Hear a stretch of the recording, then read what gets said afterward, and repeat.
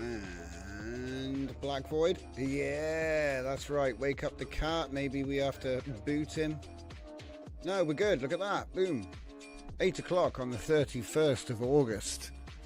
I'm Drift Johnson. This is Scuffed Epoch. You're watching Latent Space live. And for the next couple of hours, you're going to be sitting with me doing a bunch of stuff. Mostly AI, no doubt. So hello everyone. How are you all doing? Let's see. Apollonia. See you in September. Indeed, indeed. Battlecruiser operational, says Fernicar.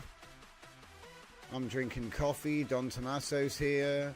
Fernicar's listening to the tunes. Hopefully they're not too loud. Hello, Zeus. Welcome, everyone. Glad you could all make it for another installment. And, are those cheeks? You got to be careful. You got to be careful. So yeah, we're doing a bit of a... We're still going, you know, we're still letting it run. Dragon says he's got to empty the dog, as usual. Or does the dog empty Dragon? That's the question. And out in Wales, who could really say for sure? What are we doing? Well, part 2. We did a whole bunch of stuff. Loads of stuff. So yesterday we decided to revive the art style for Empire. And we're still working on it. But this is more of a crossover with Thora now. So what I've done is Thora, remember, contains lots of backgrounds. So I thought it would be interesting to run those backgrounds through this style. And in that way, we get some extra backgrounds to increase the scope of the next Empire model. So look, it's making them into Empire style. So I'm getting all these cool corridors. Obviously we'll have to curate them down. It's also making a text to image up here, which is a Geiger versus Thora combo, and it is crazy. Look what it's doing. But yeah, as you can see, the original image looked a bit like this. This is kind of rough. These are the originals going back some. And then it's making that. So yeah, just generally a big Redux project. Obviously, if you weren't here for that part, we're using the T2i ENH Biomech to do the prompting. But then we're using my Empire and Geiger together. Okay, now there was a slight issue though. Oh, that's a point. We could probably make it better. It's on live mode, so I'll change it now and see if it doesn't break everything. So 3MP. I didn't realize it at the time, but there was a problem with the Sonic captions. Basically, they all say API fail. Every single one of them. So the Quen captions were fine. I was thinking about retraining to do the comparison. But then I was like, well, I've got the thing and it's doing what I need it to do, so, you know, means to an end, I guess. The Geiger makes round heads, though, which is a bit of a problem. The Geiger makes round heads. Also, I'm not loading Thora in this. Right. So while this is running, what else have I done? I captioned all of the best images and I cut out most of the ones that had faces. So I need to do another last pass through to make sure there's no stragglers left. And then I'll be curating for the V1. So that's the plan, the major plan. That's the main storyline for today.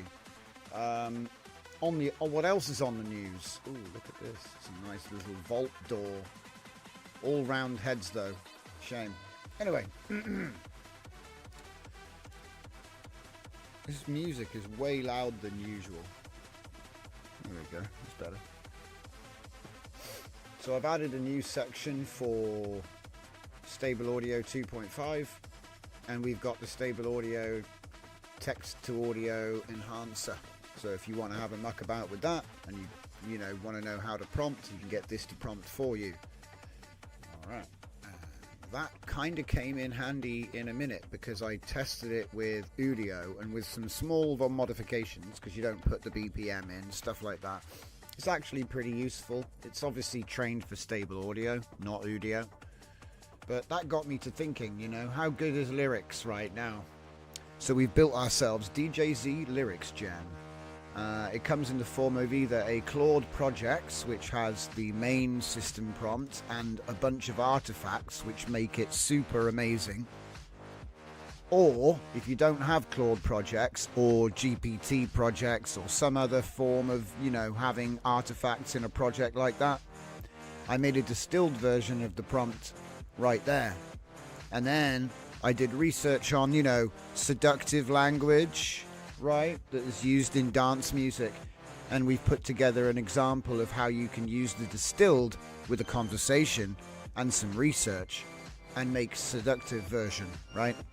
So I'll give you a rundown of what that means. The dual accessibility principle. Every line you craft operates on multiple semantic levels: surface innocence, subtle sophistication, plausible deniability, and emotional authenticity. Also, sophistication over explicitness. And there are various other things in here. But the main thing you need to know is from the main system prompt, which is you have 3 modes of use. Action-based, so instruct, right? So detection, direct commands with seductive elements. Response, execute, dual layer meaning, emphasize strategic ambiguity and intimate metaphors. So I think I said something like a girl who is a tease, something like that, and off it went.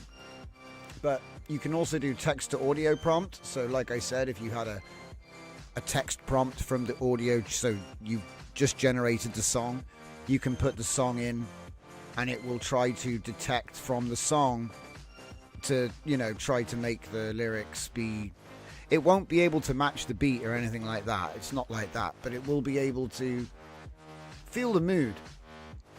And then raw lyrics, so you can put your own lyrics in and it will make them more seductive, I guess. But that's not the point. The point is you can put like smooth lyrics in, like da da da da da da da da, and it'll turn it into a whole thing. And then it explains how it does it. Let's see, is this all explaining how it does it? It's quite complicated. But by the time you get the end of it, like here we go, look. See? Strategic incompletion. You've heard this in songs all the time. When you touch me like a summer breeze. Yeah. It's brilliant. So they're leading lyrics, which might go somewhere interesting and then go somewhere else. And it's very cheeky. But yeah, basically, you break it down into the format, and this is it's the formula. Ugh. But yeah, there's different things in here for different genres. This is, like I said, distilled from the other one, which is like much more intense and more customizable. If you have the full version, you can obviously add your own libraries to it to make it even better. But the distilled version has got like a brief, simplified version of everything in here. And obviously this one has like a seductive slant. So... But I've already put a demo up in the inside line. We put it up here. We did the link for the repo. We did some simple lyrics. The thing, it's 2 minutes long, but it was only actually 30 seconds of lyrics. So I did it again with the full version and with one of my ska songs as a style transfer. And the full song is in the inside line in case it gets lost. But we did have a little bit of a discussion down in Fresh Tunes. And this is the thing, okay? When you're using an agent like this... Let me see if I can get there. When you're using an agent like this, it doesn't just stop at making lyrics. So let me give you an example here of the full workflow. So once we have the agent running, write a song about a girl who is a tease. I can't follow that, blah, blah, blah, blah, blah, because I can't do that. So all I say is 99% of pop songs are this. And he goes, oh yeah, you're right. And then he does it. So then he makes me the song, okay? Now, For Udio, I had to put brackets around verse, chorus, and bridge, okay? But that depends on what platform, what system you use, so you can do that yourself, I'm sure. But the point is, it's pretty much a copy-paste job, right? So we made this song, and we made some cool songs with it. They sound good. So I was like, what about this prompt? If this was the first song on the album, we can plan out a narrative. I shouldn't have said that. I should have said if this was a song on the album, because I changed my mind halfway through the prompt. We can plan out a narrative using the lyrical substance. I wish to mimic the Wizard of Oz through the lens of this man who is having games played with his heart. That's what the name of the song is. The one on the right. This is a metaphysical journey through his emotional journey using the Yellow Brick Road structure, but including no actual content from that story. We can plan the full album in this way by writing album plan, which will contain the timeline narrative, placing this song in an appropriate stage in the journey, then adding tracks before and after, mimicking the Wizard of Oz journey metaphorically only, to complete a 9-song album. Write the plan for each track's theme in chronological order, including this song as a separate markup document named after the track number. Repeat this task until 9 songs have separate artifacts in Markdown containing the full song lyrics, which cannot be longer than 400 words each, which is what I found Udio likes for a 2 minutes 10 of song. And so, I'll do it, he says. Track 1, Comfortable, Ordinary World. Track 2, Playing Games. That's the one which I put out already. Track 3, New Territory, Finding Friends, Chasing Answers, Smoke and Mirrors, Hardest Truth, What I Had All Along, and Home. Okay, we have, spoilers, a song with a narrative. So what I'll do is I'll clone the style of track 2 and then enter new lyrics and respin the song every time until I get one that sounds good. Now, I'll tell you now, I have no confidence in being able to get the same singing voice, but I'll give it a go. Do you know what I mean? I'll give it a go. If it happens, it happens. If it doesn't, it doesn't. I'd rather just see if I can make the entire album with the agent, because I don't normally do lyrics. So this is like the first album I've actually done with lyrics. And I see this as being quite a fun little project. So I've already finished the plans for the project. So it's already done, guys. Do you know what I mean? So all I've got to, I know what I've got to do. It's just copy paste at this point. Track 2's already done. So you never know. It might be done by tomorrow. It might be up on Spotify next week. Who knows? Speaking of Spotify. Oi, Spotify. I had a hard bass EP which came out. Is it going to open today? Oh, last time it crashed the stream. Ready? Ah, yeah, there you go. Trepak. It's out. I don't know why. Don't play it though. So Trepak is out. And there's only 8 tracks, so 6 tracks. But the one thing that annoyed me, for some reason, one of them's only 50 seconds long. So I don't know what happened there. It seems like my tracks are getting cut off. I don't know what's going on. I'll have to check that out. But yeah, so side note, new album came out. And I think one comes out either in a couple of hours or about this time, midnight tomorrow. So yeah, there's another album coming out. What was it? Patience and Failure. Yes. Failure. Kind of crazy, actually. Hey, what happened to my stream? Huh? Did the cat go to sleep when I was in the middle of my backswing? How long has it been dead for? Not this again. Hello? What happened? What happened?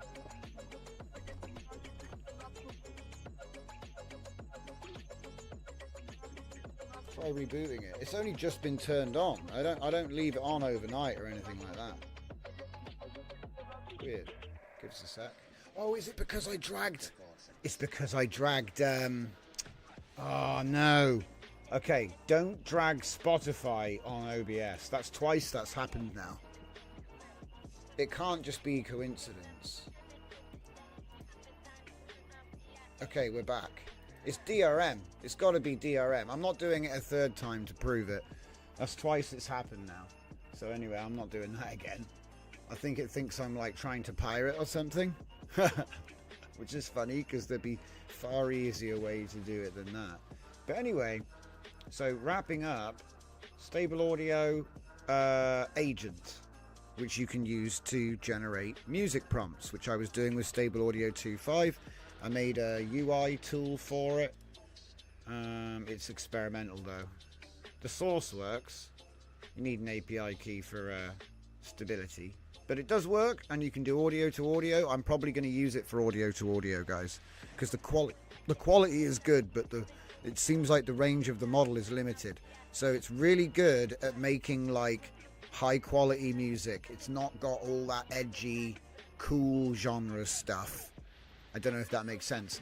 Maybe we'll be able to train it one day. I don't know if the model weights are ever going to come out. But it was impressive. The in-painting was what was most impressive to me. So Stable Audio 2.5 UI, and obviously because I wanted to test this, because it's text to audio, audio to audio, and audio in-painting, I wanted to test it. So obviously I had to make a prompt enhancer, you know, so I could test it. So that's how that happened. So we've released both of those. And then of course I was thinking, well, what about lyrics? You know, we're in the audio space again. So we've put together this awesome, and it's super simple, model agnostic, use it with any LLM, you know, bababoosh. Like the Claude projects, obviously, you need to have a way to set up projects, and not all LLMs can do that, but the ones that can could use this system. Otherwise, I've got a distilled system prompt and then an example of a customized one, which you could make your own, you know. It doesn't have to be the sexy one, right? I just wanted to show you, oh yeah, dance music. Oh, you know, what was it, South Park? They did that song, In My Butt, but they didn't ever say butt. I'm pretty sure that's what it was. Anyway, moving on. The Ska Journey, we're going to do that. I'm going to be making that one tonight because I actually had a Ska album to make, but it is just mumble lyrics. And I thought, hey man, this could be the first album with lyrics. So I'm super down for this. So forget about that. POML. Remember POML? That's right. Prompt orchestrated markup language. Baby. Microsoft coming in with the craziness.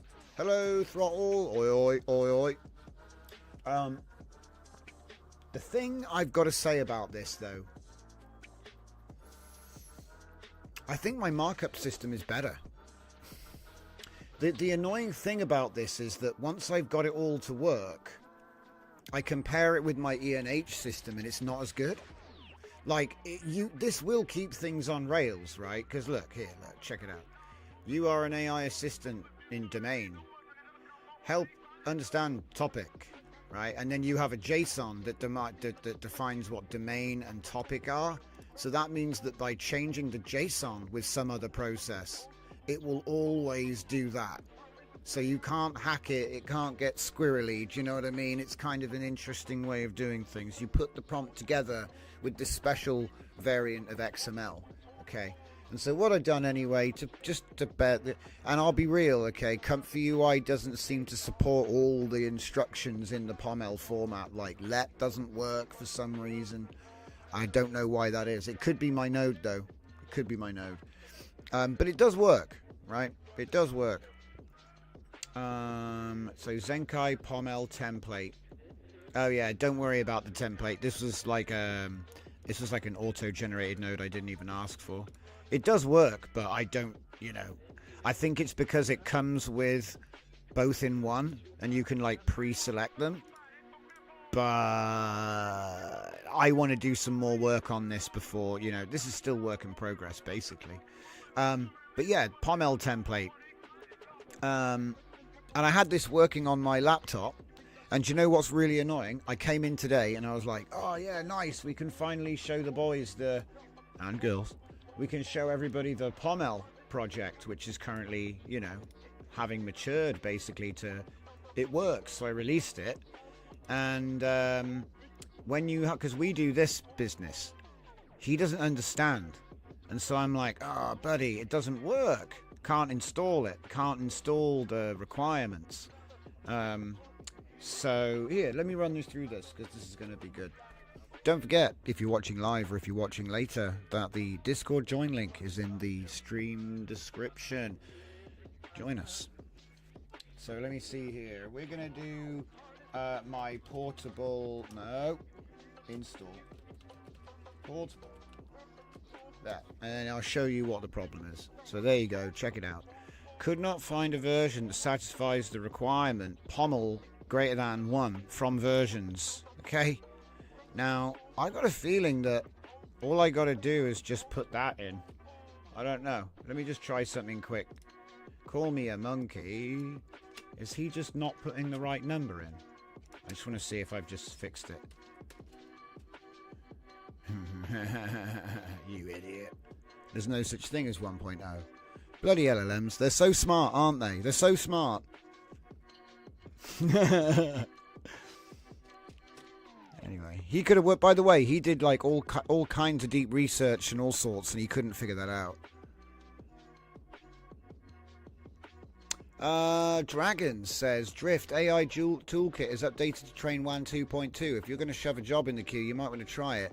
Just choose low noise method. Well, here's a question, guys. I'm not training video, and training on 2.1 works fine. So if I was going to start training on 2.2, I'd have to start with Assassin Carb 10 images. Like, I'd have to treat it like a new model. Do you know what I mean? Because I don't know what, you know what I'm saying? Low noise. But yeah, I will get round to it. But it's kind of like a whole new loop, that is. It's like starting again from scratch. Because, you know, we already know 2.1. And the LoRa's load well into 2.2. So I'm like, the next big LoRa I'm doing, like the one that we're working on now, it's going to be a 2.1. But I would hope that it's just a straight retrain for 2.2. So, anyway. Okay, so we just fixed that problem. That was stupid. So is there another one where it does the pommel wrong? This one doesn't even have pommel in it. Okay, well, I guess these are like on top. We don't need any of them. So, yeah, it was just that. Really? Oh, I'm just going to edit it myself. There's no point even doing an upload. Where is it? Here it is. I can't believe that. So you couldn't install it because of that.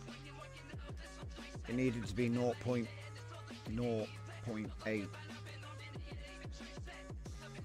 And then it works. Awesome. It's a tight bug fix. Okay. Right, so essentially what it does is it turns the format into something that you then pipe into an LLM. I've been testing it with OpenRouter, but it should work fine with Ollama models. And you might be thinking, well, what's the point of this, Johnson? And it's so that you can keep the prompt structured and you can have the things you want to change. Yeah, that's the idea. And I think with a little bit of thinking, it could offer like a new route to doing controlled variation and randomization, but at the prompt level. So, but we'll get there. So, wow. Empire meets Geiger is crazy. We're using Thora inputs for Empire meets Geiger. Crazy inputs. Outputs even. Like, that's text to image as well, I think. No, it's not. No, it is. Yeah, it's text to image. What's it doing? Oh, wow, look at that. There's the image to image result. That is a crazy sci-fi corridor. I should just be walking down this corridor towards you guys right now. It's like, it's clearly drawn, right? If you look at it, it is anime. If you like look. You just zoom in for days. So you've got like, this is clearly anime, but when you zoom out at this resolution, it starts to look like a photo. I think it does anyway. Like when you zoom in on it, you're like, oh no, it's just cartoon, but it's just super high res. I think this actually has, and if you zoom in on this, yeah, look, you zoom in on that, it's just drawn as well. So cool, love it. Oh, what's that?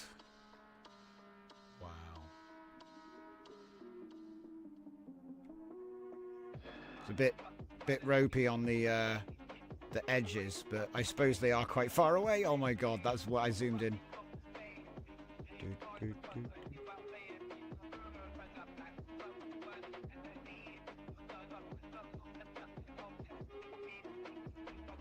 It's pretty big. Dragon says, what do you mean only get output on Forge? Forge is an abacus. Oh, oi guys, be nice. Nobody blames the tools. I used Forge for a while. It was fine. Do you know what I mean? You can still use Forge. What's this? Oh no, the rocket's shrunk in stature. Wait, how did it get that from that? The denoise must be... wait. Is that like an old output or something? What's going on here? That's weird. It's never been that far off before. Well, there's no depth. Yeah, I guess I must have the denoise quite high. Let's have a look here. Yeah, it's 7.9. So, but I don't want to mess with it because it's got a nice balance at the moment. We're making cool stuff. So I did the refiner pass. So yeah, refiner pass. You know how I was always like, oh, we don't want to change it.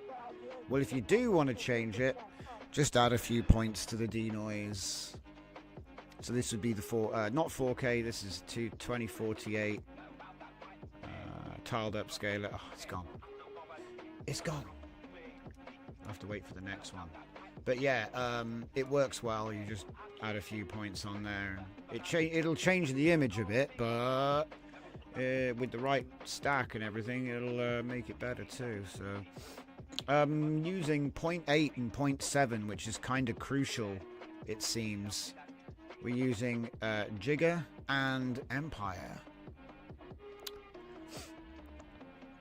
Empire isn't up yet.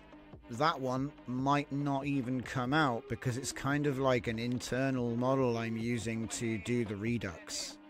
So I retrained the flux model pretty much with just a few caption tweaks. Like I think there was a reference to Death Stranding in one prompt, so we got rid of that. A few other things. And pretty much I then ran everything through something similar to the combo you're looking at right now, just without, at the moment I'm feeding it the Thora dataset. Okay. And it's using vision and a bunch of stuff, like it's using the biomech, and then I'm basically catching the text to image, mostly just for curiosity.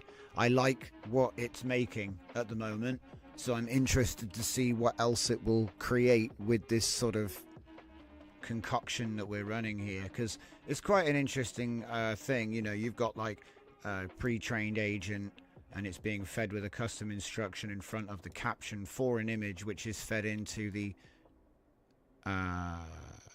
vision input. A couple of little things I found from doing this a lot. Number one, don't put an image that's too big in here, or have at least put something on here like this, or like I do this for speed because I figure the vision is probably going to crunch the image down anyway. But if you're uploading a big image, there is a file limit on the API of 5 megabytes. So if you want to upload image to vision, it can't be bigger than 5 megabytes. So if you'd use like 4K, if you're batching through a big folder and you've got, it'll print in the caption API failure. So that's number one. And number two is when you're creating a new workflow and building everything out, don't forget to set it to a model which actually has vision, because that'll obviously refuse your job. Because it'll be like, what do you mean? I'm blind. Some interesting emergent behaviors that came up as well. I'd love to entertain you with this stuff. This is biggest fun for me. So if I take a look at we've already looked at the scar stuff. This was really quite funny. So I was using that enhancer, and it was like in character. It was like a method actor for some reason. Check this out. So I said when you gave your prompt agent too much personality. So I we had that prompt agent that actually thought he was a character in the world that we're enhancing prompts for, all right? And I gave him a prompt that was like from the original data set. So I gave him what he was trained on, and he recognized it, and he goes, Visual Documentation Enhancement Division. Can we zoom this thing in? I don't know. Imperial Biomechanical Caption Assessment. Your caption demonstrates exemplary integration of Imperial standards with compatible biomechanical enhancement protocol. Analysis confirms. Imperial core elements verified. So he's basically written me a certificate with a score of accuracy. He's like, this caption achieves superior integration standards, blah, blah, blah, approved for Imperial visual documentation. So he basically didn't bother updating. He didn't do the enhancement because he's like, this is already enhanced. It's perfect. It's got all of the things I would have added already. And so he basically like wrote me a little, he wrote me an in-universe meta certificate of approval. Instead of the caption. I was like, what the hell? I had to save it because this just came out as a response. This is kind of why I put him in stealth mode for the next version. I said, okay mate, you're such a cool guy, you're a secret agent and you can't let anyone know that it's you. You've just got to give the prompt back. And then it was silent. It lost all meta. So he is hiding now in the he's hiding in there. So yeah, he just said my prompt is Empire approved and started glazing. Crazy. Oh! Is that image to image? We must be into the Thora section. So it's going to do weird stuff now, right? Stop it. The image to image one doesn't look that bad. Makes you think. What would happen if I added the Thora back in?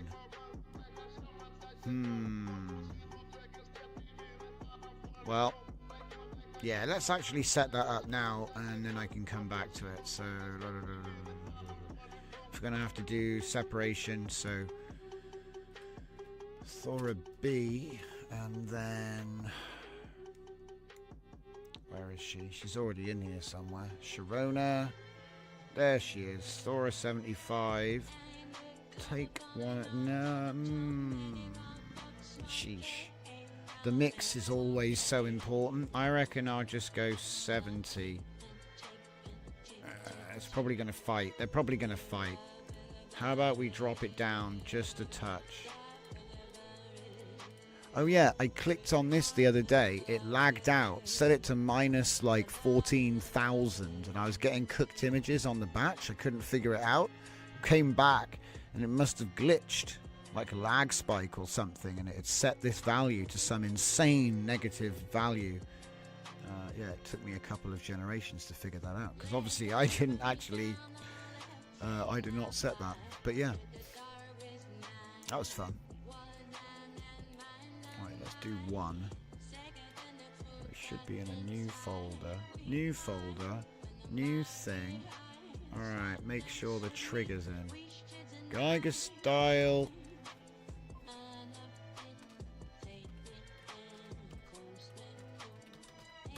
My god, that's a mouthful. Geiger Empire style Thora woman. I think it should work though.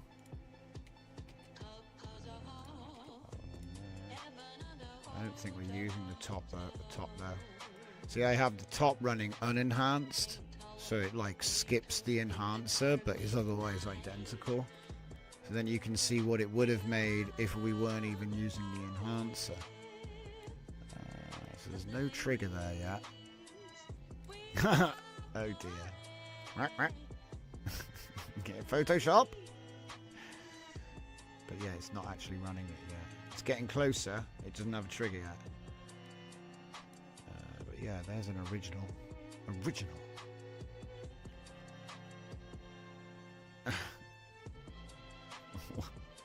Maybe we've got a bit too much biomechanical here. A little bit too much biomechanical. It could just be the enhancer though. Did I make a Thora biomech? I don't remember if I made that mix. No. Probably don't need it. Because we've already got the... Yeah, you don't need it. It's fine. Oh, there's also the Empire one as well. See, I could use the stealth one. It technically still works, you know. It's not like it doesn't work because it's a captioner. You can still use the captioner. Although, who knows what it'll do. Oh, wow. Yeah, that's Thora all right. That's a good one. Don't know why we've got a random nest cam in the background, but hey, maybe she's got like...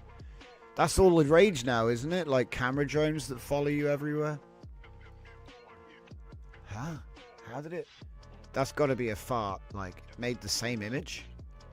It made almost the same image ages ago. It must be like old gen. So there's your upscale. Jagged edges means something's happened somewhere. We're using... Oh! No. Naxos. We do not use freaking nearest. It like anti-aliases everything. I don't like it. I'm not using it anywhere else. Oh! Not good. I must have been messing around. I always use bilinear or Lanxos because I believe that the blurriness is better when you're going to denoise anyway. But for some reason, the sharp stuff will make it like jagged edges. And they'll like somehow translate through the system, which is not what you want. You want it nice and smooth because it can do smooth. You want to try and keep the smoothness. There's a little bit of it there, even there. But as you can see, this one, no jagged edges here. So we know she's got that in him. Just dropping by to say hello as biplanes buzz my beach, says Gerard. Oh, that's nice. Must be, and I hope it's good weather for him. What are we doing? Are we doing an upscale? Yeah, okay. Oh, wow.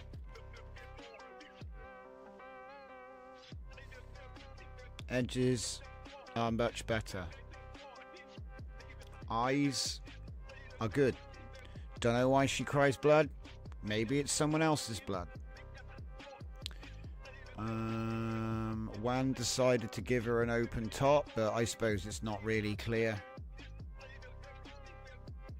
It's actually done a pretty good job of interpreting all of that. Interesting. It fixed the gun as well. Let's be honest, guys. This is not... Look, see, I gave it that. That's what I actually gave it. Now, I do have a pre-trained Laura that obviously is based on like 100 or 200 images. To like put all of the best bits of her together. And this would be one of the source. So this is like a shard of the source of the Laura. And then we're feeding it back into itself, I guess, and yeah, much better, right? Much better. I mean, this is the funny thing, it's an age-old debate, right? There's more character in this, even though it's lower quality. There just is. And because there has to be. There's got to be something there for it to be like winning over all of those other images that came out. And so I think that if we were able to get that emotion back, that would seal the deal. But at the moment, we're like getting super quality, but sometimes a little bit of a neutral expression. Now, as it happens, in the story that she's going to be mostly in, that's what she's playing. She's playing a doll. But does she know it? Still, though, you know what I mean? This is like generic face, you know what I mean? It's like Korean ad face. She could be marketing makeup. She could be in a gym. It's like the same face, you know what I mean? And that at least looks like she's up to something. I don't know. Looks like more I don't know. She's got the eyebrows, I guess. But it just still looks a little bit neutral. Okay, well that's working much better now. It's actually got the LoRa set up. So yeah, let's put that back on and let it run on through. So it's probably looped around because I just use a loader like this. So if there's 200 images, it's probably done the first 100, which was all backgrounds. It's 6 images in. We've got the Thoras popping out now. So the next 100 images are going to be Thora. And oh, it's like all of her most legendary images. This should be a good one. I don't know how it's going to do it. Oh, it's not going to be square. It's going to be whatever the safe res is for that.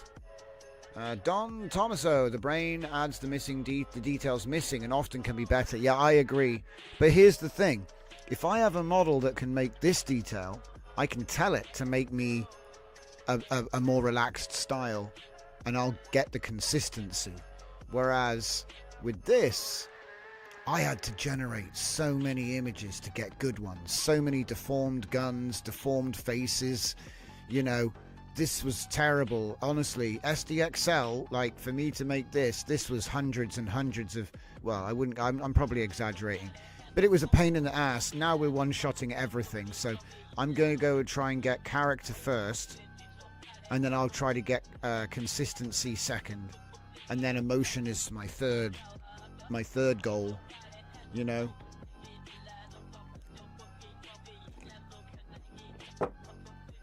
It's like steps. I start at 0 with the style usually, and I'll use the style to make the character, curate it into something consistent, train it again, and then you start using that model to try and get emotional examples, and then you add that, and it's like the data set's now getting more wide scope.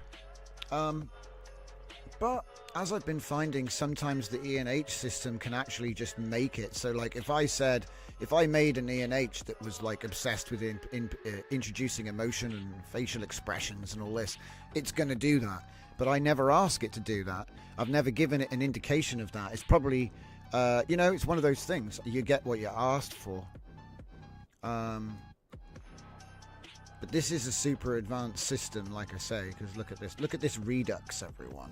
So I want to go from SDXL.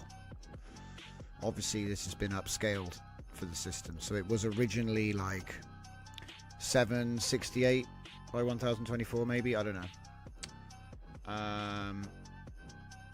And then we have the new character. This is the latest version of Thora doing the pose. And it's followed very nicely. And you got to think, there's no control net at play here. This is just image to image. It's just image to image. It's just that WAN's pretty good. So we get our upscale out of it. That's going to be 2496 by 1000. Yeah, you see the numbers. And the gun's a bit wonky, but I would probably be like recropping this anyway, because I don't work in this size. I try to get 16:9. So, but it's so big you can reframe it inside.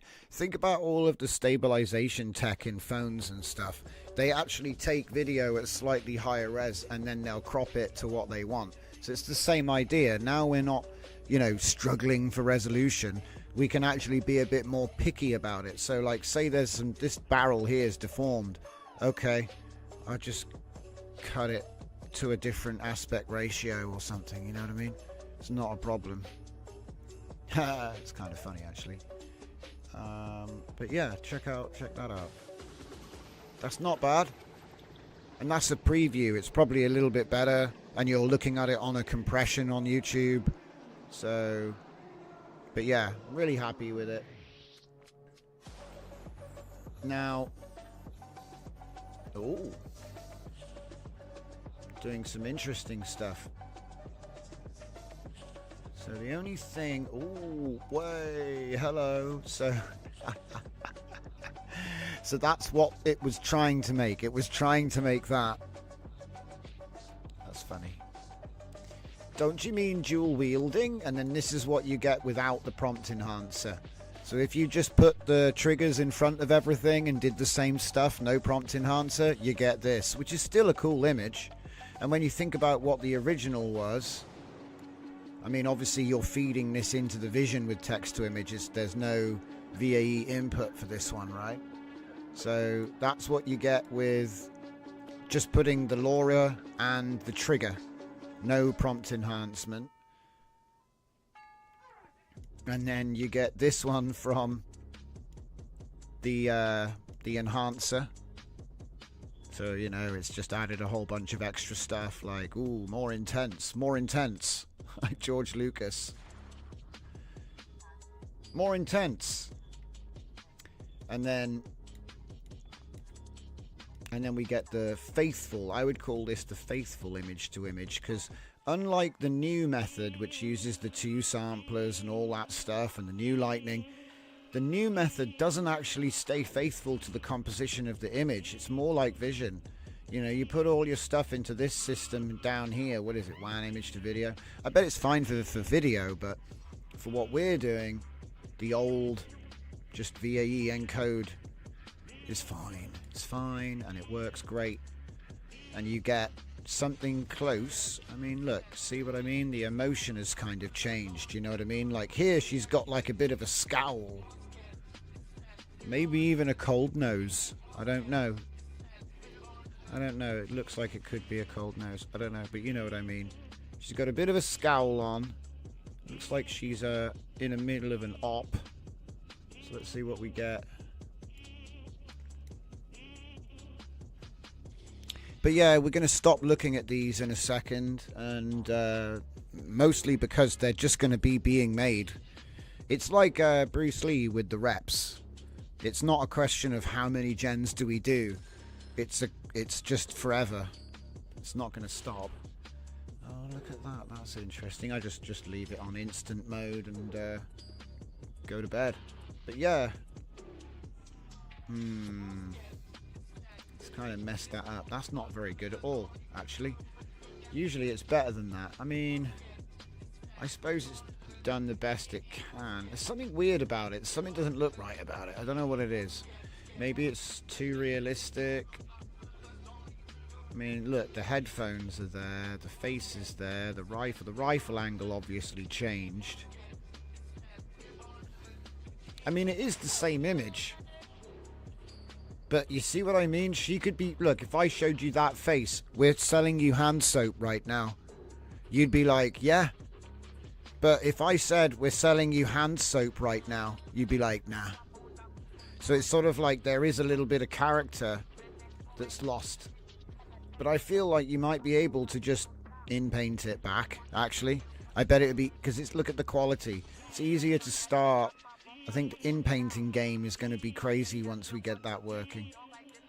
There is a fun model, I just haven't had a chance to try it out. And to be honest as well, I had a bit of a setback downloading a load of GJUF models that just don't actually work well. The reality is that some of these GJUF models aren't for comfy. You know, I know that we love to get our GJUF models, but some of them aren't for comfy. They're not even for... Do you know what I mean? They're like for apps and like... There's been some funky new models popping up. Okay.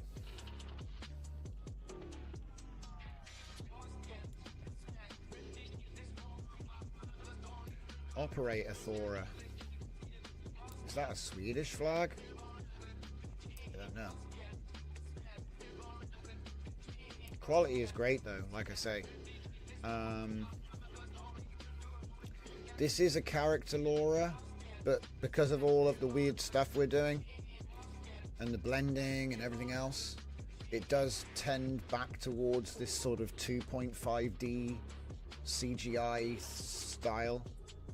Like, see what I mean? It's like, I don't know what that is. It's like an Asian type of CGI where they have like hyper realistic, but it's clearly not real, you know what I mean? I don't know how to say it, but it does that a lot. It's like popping into CGI, I guess, a little bit, but it's still trying to do anime.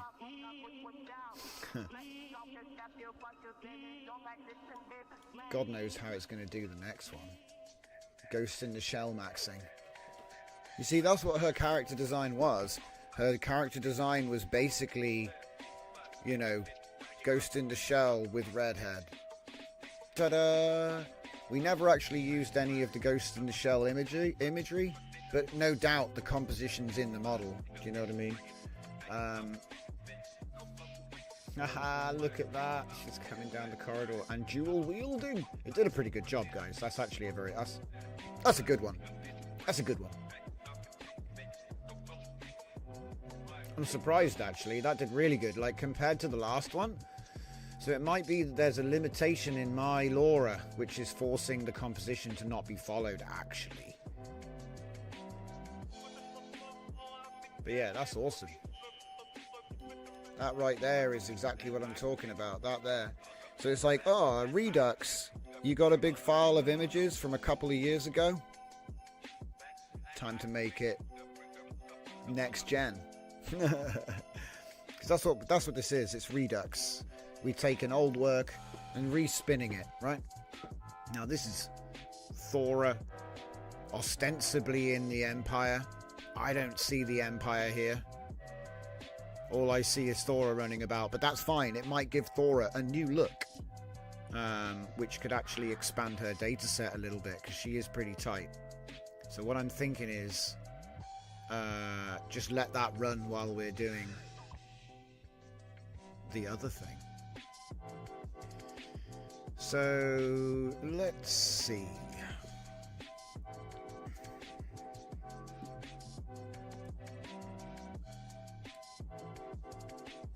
Let's start.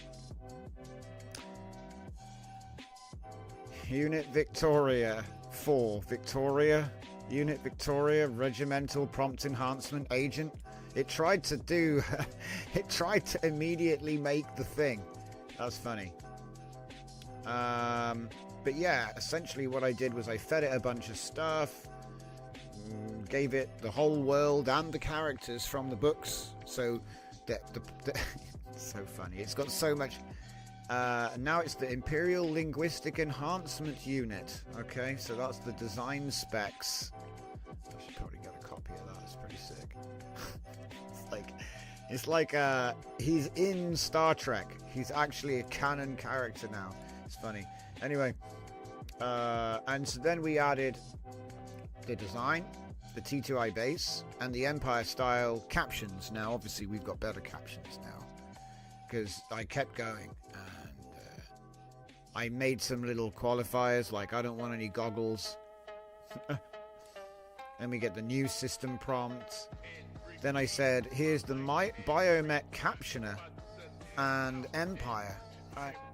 And the ENH. So we've basically given an example of a captioneer with biomech, but instead of saying replace it, I've decided to blend them. And then ENH, EMP, Bio, Cap. So this is the captioner. And at first he was too much in character. He thought he was actually in the world. Look, he actually thinks he's a person in the world. He doesn't just think, oh, I'm not just. It's brilliant. It'd be like making a Marvel captioner, but then he thinks he's the Watcher. Or the guy from Mars or something, you know, in DC, that kind of stuff. He actually has become a character. Anyway, in the end, what we did was we tricked him into being silent.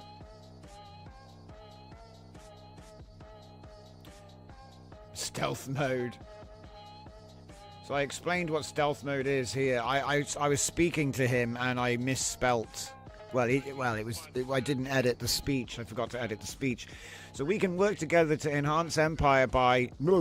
Name of this, that's Empire Biomech Vision. By playing a simple game where you are an intelligence operative working for the Empire. You can't make your presence known in the system.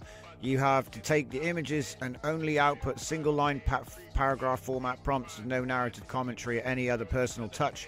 Your mission is to be in stealth mode and not reveal yourself while carrying out the captioning task. He's like, understood.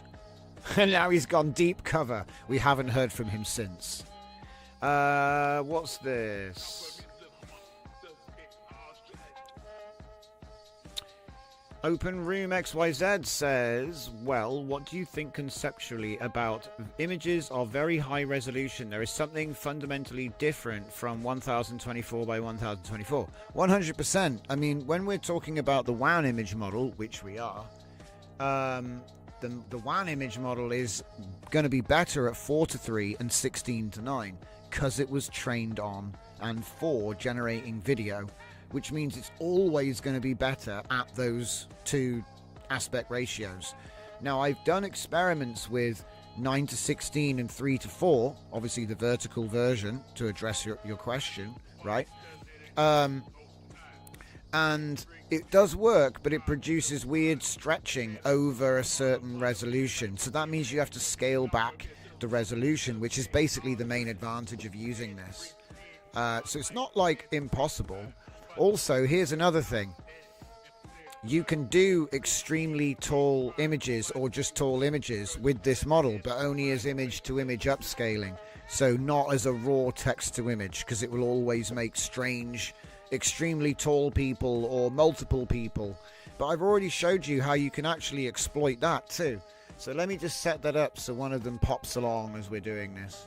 So as you can see, we've got a pretty good Thora. She's doing a pose with a rifle. Yep, fine. But up on the text-to-image side, we've almost got the identical images here. But you can see that with the base prompt, it's much more simple, the background.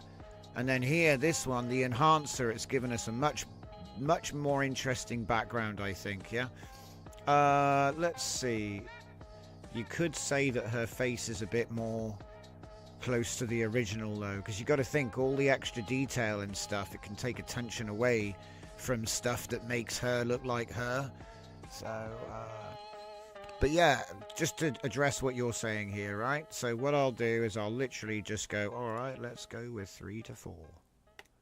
So I'll show you what happens. But and in fact, we can also set one up for 9 to 16 on the next run. So it's going to go round and round. But like I said, if you're doing image to image, you're giving it an image already. So the thing I've been trying to show everyone is we're going from an SDXL to a WAN. Okay. So if you've got vertical, you just can't make the vertical with WAN, but you can still do the image to image part with WAN. And if you trained your LoRa on the same images, you're going to get the same character out. So it's like it might be like a slightly like I call this WAN Thora. SDXL Thora didn't look like this. Well, it's similar, but I mean this is not even SDXL Thora. This is like SD 2.1 Thora. This is like ancient stuff. Might even be like Mid-Journey 3 Thora. But the point is that WAN Thora looks way better.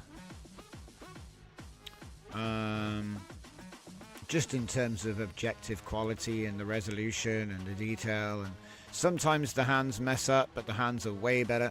The OG Thora didn't even have fingers. She had blobs with occasional lines that maybe were correct. You know. Right, so it's going to do what? Another one of her crouching? What is... I hope that's a scarf. See, the headphones, man. They're so hard to get... Yeah, this got to be Mid-Journey. It's got headphones. So what are we going to get? Okay. That's not too bad. It's roughly the same pose. It's interpreted it as graffiti in an urban zone, which is fine. It is the same character from the LoRa, not from the image, because there's something else to remember. This is like going back in time to the caveman DNA, which has got so much, it's so thick with the style, but the detail just isn't there. This is also a big blow up. These were originally quite small. 768 probably. Right. Did it work? Or is it the next one? Yeah, it's the next one. Okay, and then while it's doing it, Yeah, it's already done it. So now I'll go 9 to 16. Because the thing is, there's actually a couple of things here. I'm going to do something else on this one, which is really quite interesting. So we're going to go with 8 to 1 on the width. Okay. Alright, we'll let that one cook for a second. And yeah, we're going to have to go over time a little bit on the coffee time, just so I can get these ones demoed, basically. Nice helmet. It's actually quite detailed. Look at that Velcro strap on the top. Some kind of GoPro. Whoa! We're in the first Empire block helmet tonight. That's the first one. They're all supposed to have block helmets that completely cover their heads, but obviously I'm just merging two models right now. That's the first time we've got an Empire head. That's class. Got some kind of deep sea diver monstrosity in the background. We got any more? Okay.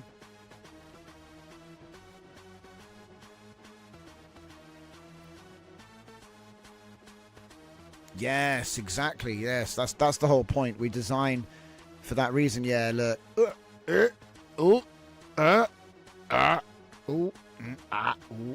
Nice rifle. It's a bit bendy. Got a bit of a bent rifle on there. But I'm more concerned about the spine. I think she's got like two. She has two human spines stacked on top of each other by the looks of it. Giant torso. Yes. So that's not ideal. What was the prompt for this one then? Cubic, yeah, prominent cubic machine head. Completely enclosed by tactical headgear. Close. See, obviously the concept of Thora, she's a character, so it really wants to show her face. It's like, but I really know what she looks like, he says. Oh, wow. See what I mean by the facial expression? But the thing is, I don't think I've ever tried to teach facial expression, so I doubt my captions contain any facial expression tokens. So you can't really complain. Like, if I didn't even try to, hey, don't pay attention to the face. And so then it just, you know, neutral face every time. So maybe that's something else. Ah, hello there, Full Dive. Welcome to the stream. Dragon says, best hider from Fernicar. Double spine Thora. Open Room says, yeah, we need a model that does rejection sampling on generated images. Rejection sampling. I like the terminology. So, are we going to do the next one? Yeah, we should be doing the next one. It's also the reason why I do 4 to 3 and not 16 to 9. Because if I show you it on 16 to 9, did it actually get the next one in? I hope so. 16 to 9. Well, no, we'll put it back on 4 to 3. Yeah, because like I say, 4 to 3, when you're working at such a high resolution, you can just crop 16 to 9 out of it. So I don't need 16 to 9, really. Yeah, look at this. This is so cool. Okay, so you know how we were talking about consistency? We want to get high quality samples of our character from different angles doing different stuff. Well, 8 to 1. 8 to 1. So here she is doing one thing and crop it. Here she is doing another thing and crop it. Here she is doing another thing and crop it. You get the idea. Obviously you train that one as square, that one as widescreen, this one as square, and then this one as widescreen. Maybe brush out the extra hair, or just, you know, generate another one or 10 and do the same thing. The point is that on this pane it's the same chick, and usually, aside from like a few badges and whatnot, yeah, doesn't that look good? And you could upscale, you could crop and upscale. You could probably just use a tiling node. Auto tile 4 to 1. and just send them as a batch. Put them back together again at the end. You can also just actually, I mean, we've already got this set up. We did it the other day. I have this set up to do an upscale on it, so it'll just boost it a little bit. I can put it on like 0.17 to 0.2, and it will do a little bit of a restoration. So here we have 9 to 16, okay? Funnily enough, not as bad, but it is still... Because they're, you know what I mean? I think they did train it on some portrait video, but it's not going to be its strongest suit. So often you'll get weirdness. That's actually not too bad.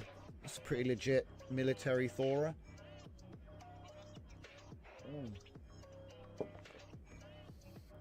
It's not bad. It's not bad. But yeah, this is an interesting little trick. It doesn't work vertically, but if you're doing like patterns and stuff, it does. If you could continue, you could create side-scrolling video for like 2 hours. Yes, but you can though. You can, yeah, you can do that. We were messing around with something like that the other day with like parallax layers. So, you know, if I was to rem BG, if I said create this person on a background and then you can have her slide in front of it as layers. We were messing around with stuff like that. Look at what we're converting, guys. Okay, I mean, cool, but what's actually going on here? Like, remember how early AI gen, you'd look at it and you'd be like, oh, that's cool, but then you look at it again and you'd go, oh, there's a finger missing there, kinda, and then you look at it again and you're like, what's this? What's this? Is that another hand? Uh-oh. It's... Uh-oh. Okay. It's an extra... Oh, wait. But if the arm goes to here... And also, look at this... Look at the... Oh, no. Look at the gun. The details are melted. Pretty good. Pretty good. But... You know, room for improvement. Whereas you come here and look, oh, what? You had 3 hands before? Don't worry. We fixed that. It's fixed it. It figured it out. See what I mean? This is what I like. Big redux time. I'll worry about the stylization later because I'll have, like, good samples to play with. Like, I can still inject... I can still use my old dataset for token injection later. You could in-paint me, yeah, true, I could in-paint it, yeah, true, I could just in-paint it. See, I'll be honest, like, these are pretty good. I mean, if you look, you got 1, 2, 3, 4, and a thumb. Oh, maybe. It's funny, isn't it? So that's my image-to-image upscale, and so we're back to this again. So hang on, let me show you something cool. If we just turn this off for a second, we turn this on, and then we make this, I don't know, what about 16 to 1? That seem reasonable? I think so.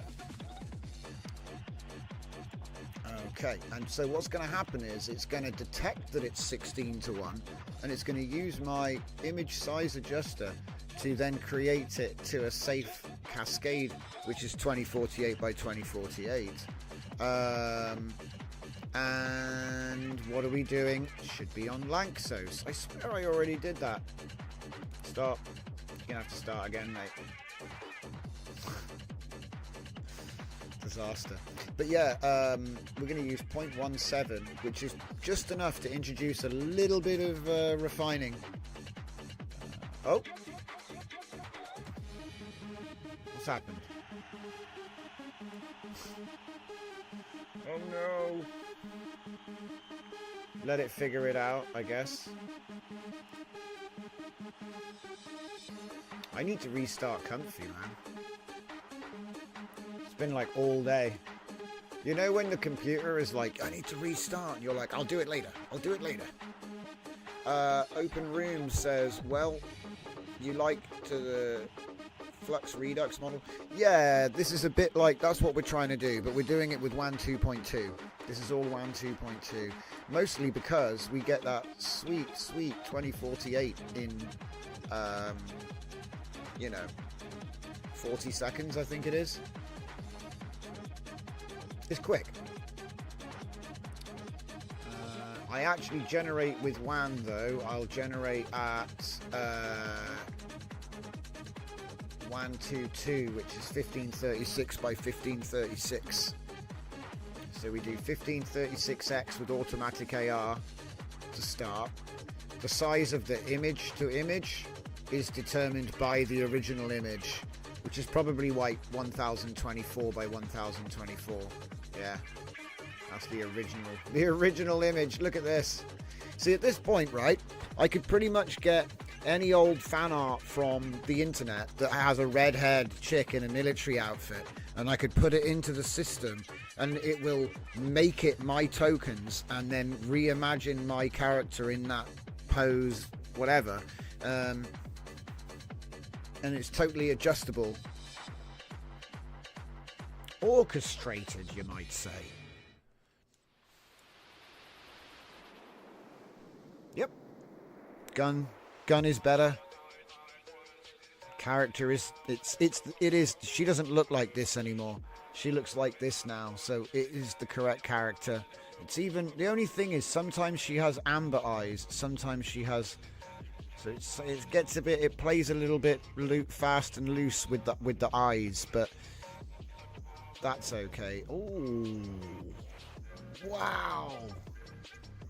Okay, now don't worry guys, I know that she looks a little bit low rent right now, but she is only 384 pixels tall, okay? Which will create some problems. I maybe went a little bit too far, but here's the thing, I got a plan. And it's probably not going to work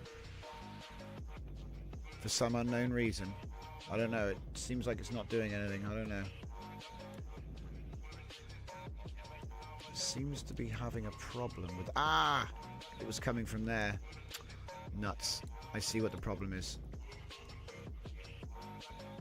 There you go. Right, let's just stop it and start again. Okay. Because what I'm going to do is I'm going to upscale the image to the 2048, which is about 25%. So that means this will go up to 512, which isn't as big as I'd hoped. Do you know what? We might just push the boat out to 4K, guys. Where is it? That's 2880. And that would take us up to about, be much higher. Whatever it is, it would be much higher. I might, for this, give it an extra denoise point as well. Go to 0.18. I might even boost the shift as well. Yeah, this is fun. I can't even be bothered with the upscaling on this thing now. She's had enough, I think. You've had enough. Take that off there. Okay. Now that was a good restore. I was wondering if it was going to be able to do that one, because that's a tough one. Do you know what I mean?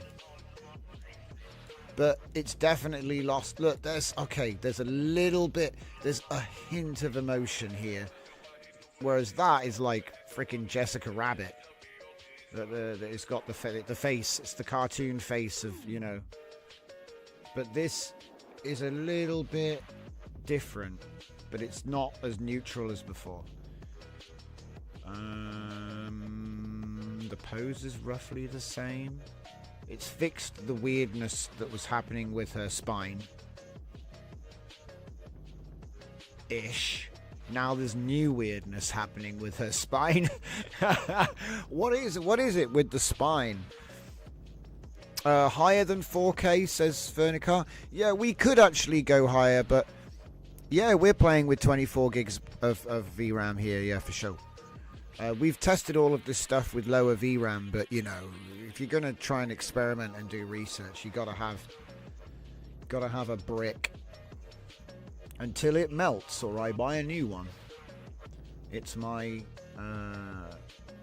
choice here. Okay, so how's the other one doing? Alright, we got a new one. Look at that. super wide. Super wide. So 6,144 by 384. See, we're messing around with the total pixels, you see.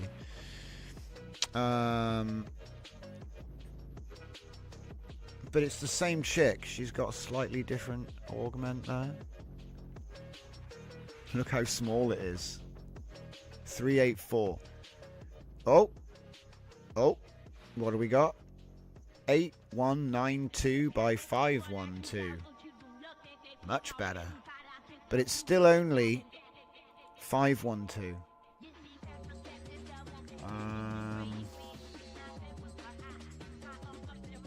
Do you know what? I do have a higher setting than 4K, which is ironically 3072. You see, 4K is 2880 by 2880, so we can push the boat out another 10% with the 3072 setting. But it might It might We'll find out. Another thing is to get a little bit more height. We can get a bit more height and get a bit more quality. So that would basically mean reducing the number of width, okay? Or increasing the height. The same will do, right? But it's probably finer to tune it at 1. So I'll go to 14 and see what impact that has.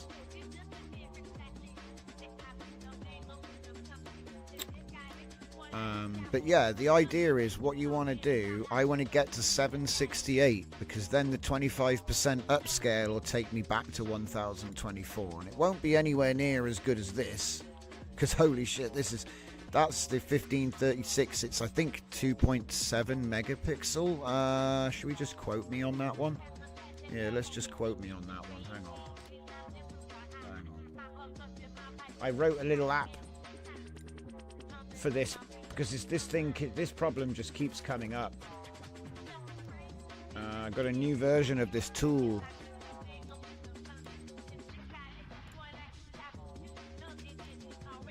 So, look at me. I should switch these around because I'm whited out here. What the? Windows is a mystery to everyone. Don't worry. Okay, you probably need to go on the course. It's like expensive. So if I type in here 1536 without the 0, there we go. 1536, and then I pick 16 to 9. Right? Let's pick 16 to 9. I mean, we're at 1 to 1 right now, but you get my point. It's a lot of pixels.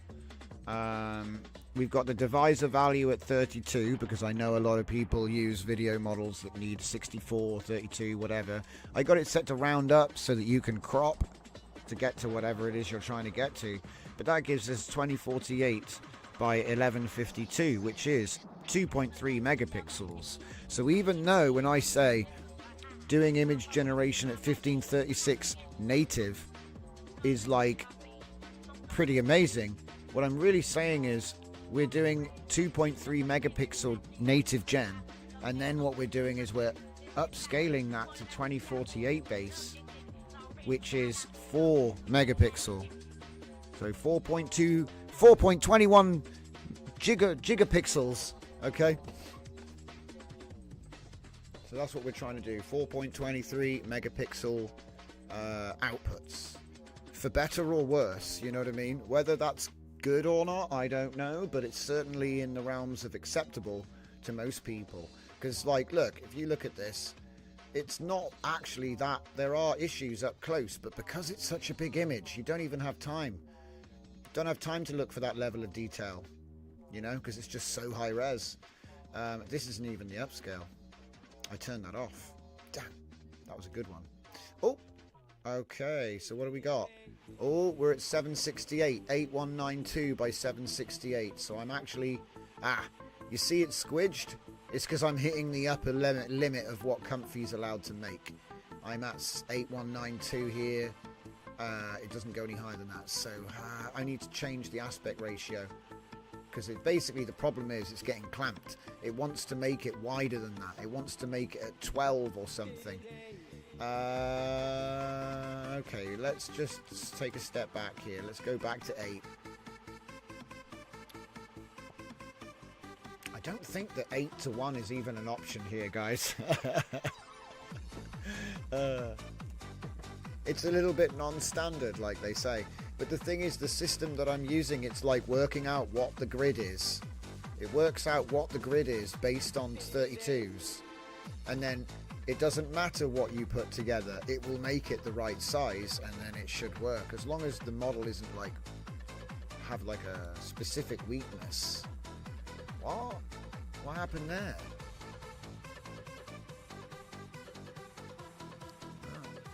I don't even know what's happened there. It's like decided to render her facing forwards and then given her an extra arm and a rifle. I don't know.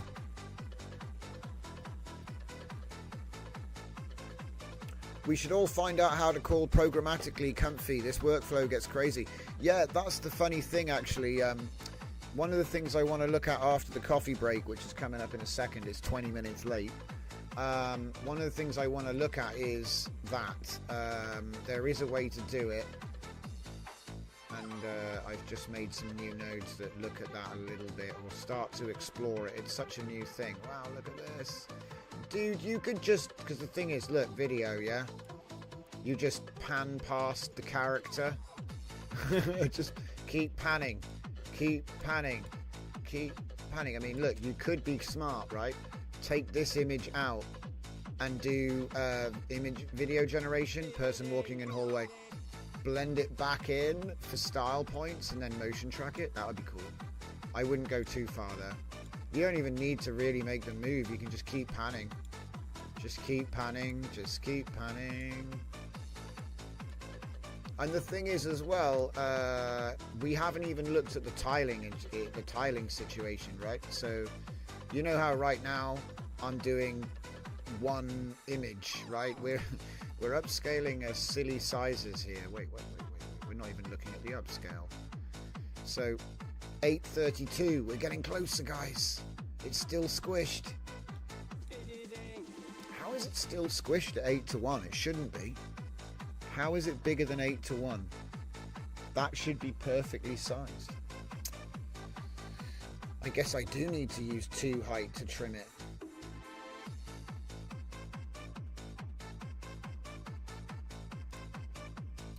So what is that? 2 to 16 is basically the same thing.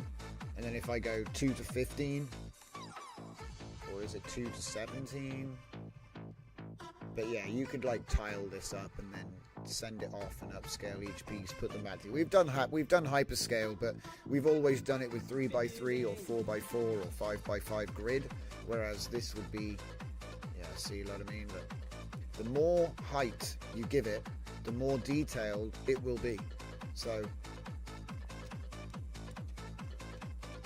yeah, we're getting action scenes.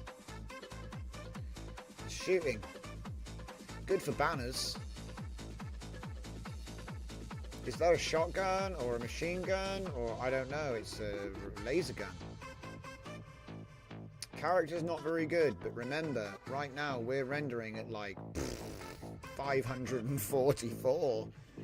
So, yeah, it's not going to be great. It'd be interesting to see what it's going to come out at, though. See, there's actually a room for a preview, but it's all right. It doesn't take long. It's 4 steps. This is another reason why I like working with it. It's snappy. I actually prefer working with this over Flux in the moment. And the thing is, if I want to use context, OmniGen, Quen Edit, any of that stuff, I can just bring it back in here when I'm done to get the real quality back. So I'm not even bothered if my character loses face details, or if the skin details are missing, or, you know, just generally things become a bit generic. Doesn't matter. Can bring it in here and fix it. Make it nice. Make it big. Solve it. You know. So anything that this can't do right now, I can just use any of the existing tools and then just come in image to image. If I turn the denoise down, it will be much more like the original. But my aim here isn't just to, you know, isn't just to recreate the original, because the original was a little bit like 2023 style, yeah? This is 2025 style, 100%. We are using a mix of prompts and LoRa's. So I've got a pre-trained LoRa that I've got my own Geiger style, which is here, but it's very light. I've also got my own character, which is the anime component, and then we've got the Empire component, which we're going to take a little bit more of a look at. So, but yeah, we're at the point now where we do images last. It's funny. So I do the complete planning of the data set before I actually have the images now, and I do it backwards, and then I like go and get the images that I need to. It's all planned out like a scope. But I will say though, the guns have got nothing to do with me. They just came with WAN. But this is my character. This is one of her outfits. It's funny that it picked white though. It's fine. Oh, what have we got up here? I keep forgetting that we've got big old text. Oh, yeah, it's not soon. I need to see what the new 15:2 is going to make. So that made 5,352. I need to get to 768. I need more height. So usually that would be make it narrower. Ooh, 576. Okay. I'll go with 12. 12 by 2, which is 6 by 1. But you've got like half steps when you go up to 2. That's why I did it. Because obviously, you know, if you had it on 1 to 6, going to that's 1 to 7, and that's 1 to 5, right? So you get mid steps by adding height. That's the only reason really that you would bother. Fractions, man. What rank LoRa's are you training? I think they're rank 32 at the moment, mate. The trainer I'm using is the Replicate Ostrich. So let's just have a little look at one of our logs here, shall we? Yeah, linear 32, alpha 32. It's just straight 32, 32. I know it's best to have them be 32, 16. But if I'm being real, it's not even in this trainer, and I prefer to use API trainers these days. Where is it? It's just quicker, and I can do multiples. And it's like, oh, you got like 4 of them training at once, and you just take a break. Good stuff. Good feeling. But yeah, 960 on the resolution. Steps, I got 2,000 steps. You can see here, flow match, sigmoid, atom weight bit. I did try using Prodigy, but it didn't seem to make any difference, so I don't think that it actually works for whatever reason. Number of images depends on the phase, so I don't tend to train a lot of images straight away. It's funny, look, flow match, look, 33 frames at f16 FPS, because we're obviously training freaking video model. But yeah. How many images do you usually train? So I have a number of public data sets to help with this sort of stuff. I start with 10 images which all have the same caption. When I have a new model, 10 images, same captions. See what it does. Yeah. I'll refine the captions, retrain, learn to talk to the model. Once I know how to talk to the model, I'll give it some project I have, which is like 30 images. A little bit bigger, a little bit more complicated, you know what I mean? And then we'll step up the complexity with different data sets that we've already made. Retraining models that we already know what the outputs should look like from previous models that we've trained them on. And judging what the best settings, reconfirming, really locking in those settings for the training.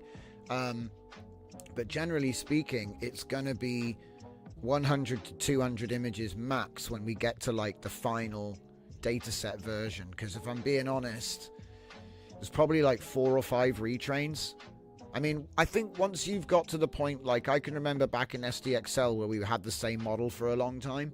I kind of had a formula and I could just batch 30 LoRa's and train them all at once. Do you know what I mean? I could just go, blah, send all the jobs, and then they'd be really fast as well, because I used to train SDXL at batch 30. So I think it was SDXL. I might be thinking of 2.1 actually. No. This is, yeah. SD 2.1, I was able to train at batch 30, but I had to increase the learning rate a lot. But it meant super fast training. But you had to tweak that rate. What I did was I matched my repeats to my batch rate. So I had 30 repeats and 30 batch. So that technically meant that every step it was looking at the same image 30 times. Technically, something like that. Not every step, but yeah, technically every step it was looking at every image 30 times. So then if you had 30 images in a data set, it would train in 30 steps. So silly, but it worked because it was style training, not character training. You need a little bit more oomph for different types of training. But yeah, generally speaking, 100 to 200 for a finished model. But the only reason I'd say 200 is because I've included a bunch of empty scenes to like regularization. So that's still a thing. So like, say you've got a character and she's always or he's always locked in a particular environment. We've shown a number of ways to try and help them get out of there, but sometimes they even get locked into what you tried to teach them. So then we give a bunch of empty scenes, and then we can just prompt those empty scenes as part of our inference, and then the character will be in and more organic and natural surroundings than, just what you trained it on, basically. It's all about trying to stop the overtraining by giving it a bit more scope. But anyway, ooh, how are we doing? So we're now at 3000 by 640. So we have a nice wide screen of our character here. It's not bad. And let's see what the big version looked like. Much better. Still not super quality, but much better. She's doing her thing, zooming around the space station on guard. But yeah, like I said, it's just a fun thing. I don't normally mess around with it all the time. But yeah, I like to make side-scrolling type environments. Anyway. 4, 3, 4, 3, 4, 3. There it is. It's back to normal. So how are we doing on this side?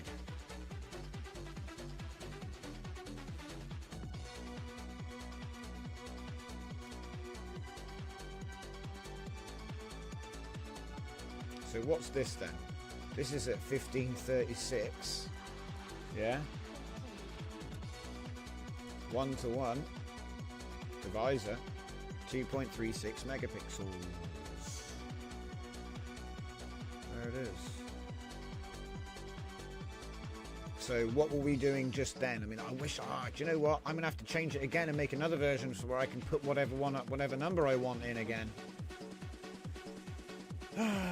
Yeah, useful for video encoding. See, that's why it's a multiple of 32. It's all about the encoding. It's all about how the data is broken up on the screen. It likes 32-bit packets or something, or 32 by 32 grid. It's about how it's encoded. Making billboards, yes, we've done some really interesting, like the hyperscale is actually where it's at. So you could divide this image into a 10 by 10 and then upscale all 100 images, okay, and then put them all back together again at the end. Just imagine if all 100, well, it's actually 10 by 10, so if all 10 were 4K, so 28 by 2880, if you've got 10 of them, that makes it 28K, right? I think that's how tiling works. But the thing is, what if I originally subdivided the image itself into tiles beforehand, and then, so if I did a 3x3 tile and then did a 10x10 on all of the pieces? There's no limit. It's infinity, guys. There's no limit. You just chop up the thing at the beginning into smaller bits and then explode it into even more bits. That's... And the thing is, we've already shown that AI can upscale from 124 by 124. So it's not even like unreasonable. Yeah, it's infinite. It's basically infinity zoom. Yeah. Obviously, I was doing it for printing, like you said, billboards. That's what made me remind about it. But yeah, low DPI, so it doesn't even, you don't even need the quality. You know what I mean? Right. Are we about to get another image, or is it coffee? It's definitely coffee time, guys. I've been like running. I've been running here. So get yourself a drink. Then we get to do the fun part of the show. What do you mean the fun part?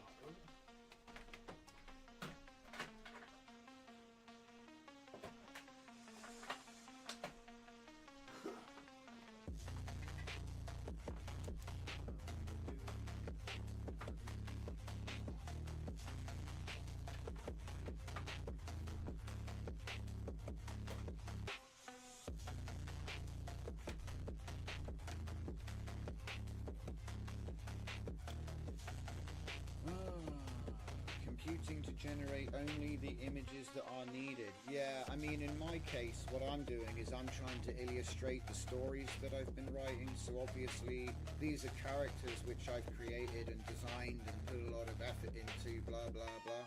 A lot of it was done on the live, because I've been teaching people how they can do the same thing. But, you know, it's not without effort. One thing I've been trying to do is dispel the myth that this doesn't require effort. It requires the same amount of effort. Because if I want to move a pencil around a page, I have to think about what I want to do first. I need to have the energy to do it, and I need to like actually concentrate and focus. That amount of energy is not changed. Yeah, the difference is that what you get out of it is you get much more volume. But just getting more volume, that's a curse in itself. It reminds me of when high cameras, you get your hands on a camera that can take super fast. It can take loads of pictures really fast, guys. So you'll never miss that best picture, right? Okay, you're going to look through those 4,000 pictures. When are you going to do that? So before, you had a film in the camera and it could only take like 30 pictures, so you'd have to be like careful not to take a bad picture. You'd take extra care over taking the picture, and then you knew that when you got them developed, as long as they got developed, they would all be good, right? Whereas when the digital camera sort of revolution, we can just take just hold the button down, yeah, and now you've got to actually look through them all, and yeah, 4K, now you need a better computer because the 4K cameras lagging, the 4K images are lagging your machine because you've got to open them up and check them all. So, yeah, I've already got like a 12 terabyte NAS to solve that exact problem, mate, because I know that it's going to be bad.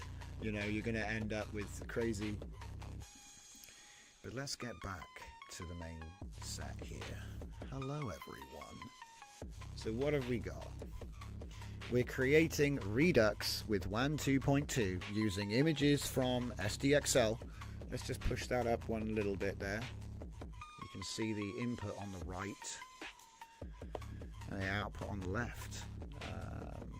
And essentially what we've been doing is reduxing old data sets with combinations of new trained LoRa's from old data sets. Oh wow, her pose slightly changed. The gun's much better. I mean, if you actually look at that gun there, that's terrible. Is that even a gun, guys? See, it's like a completely different, it's gone from being like a watercolor type sketch sort of work to being like high quality anime. It's really funny. But that's what the Thora model is. It is a high quality anime model. So I wouldn't have really expected any different. But anyway. Open Room says, I think I should write my own preview image software. Yeah, it's kind of slow to watch images. Yeah, I know what you mean. Yeah, we need the AI to count fingers. Exactly.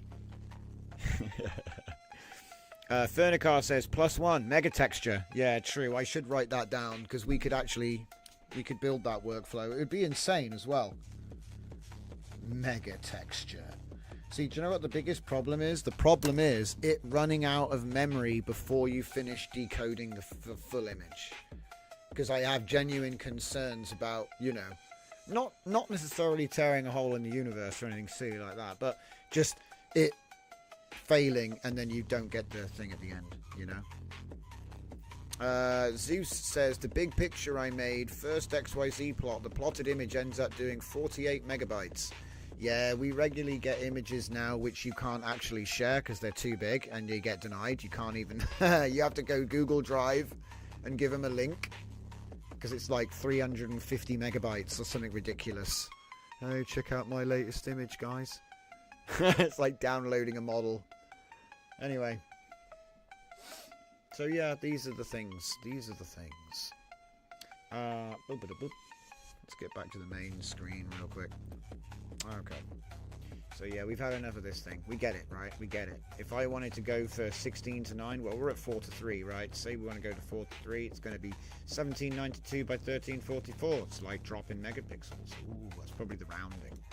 And then we'll go to 16 to 9, 16 to 9. Ooh, look at that. 16 to 9, more pixels. And you say, well, why, Drift? How can they be different? And it's the rounding. Still 1536. 2.36. 16 to 9. 2.36. Now it's going to troll me. 2.41. 4 to 3. It's got higher megapixels. So it must be rounding up. That's basically, you know. But yeah. But she's doing alright, isn't she? She's coming out of this looking great. We're getting all the original composition with the new style. The outfit's a bit ropey, but it's Empire. This is like Empire infection. But I'm okay with that. So, yeah, we're going to leave that running. There's no need to, wait. No, it'll be distracting. Get rid of it. Right. So, Empire time.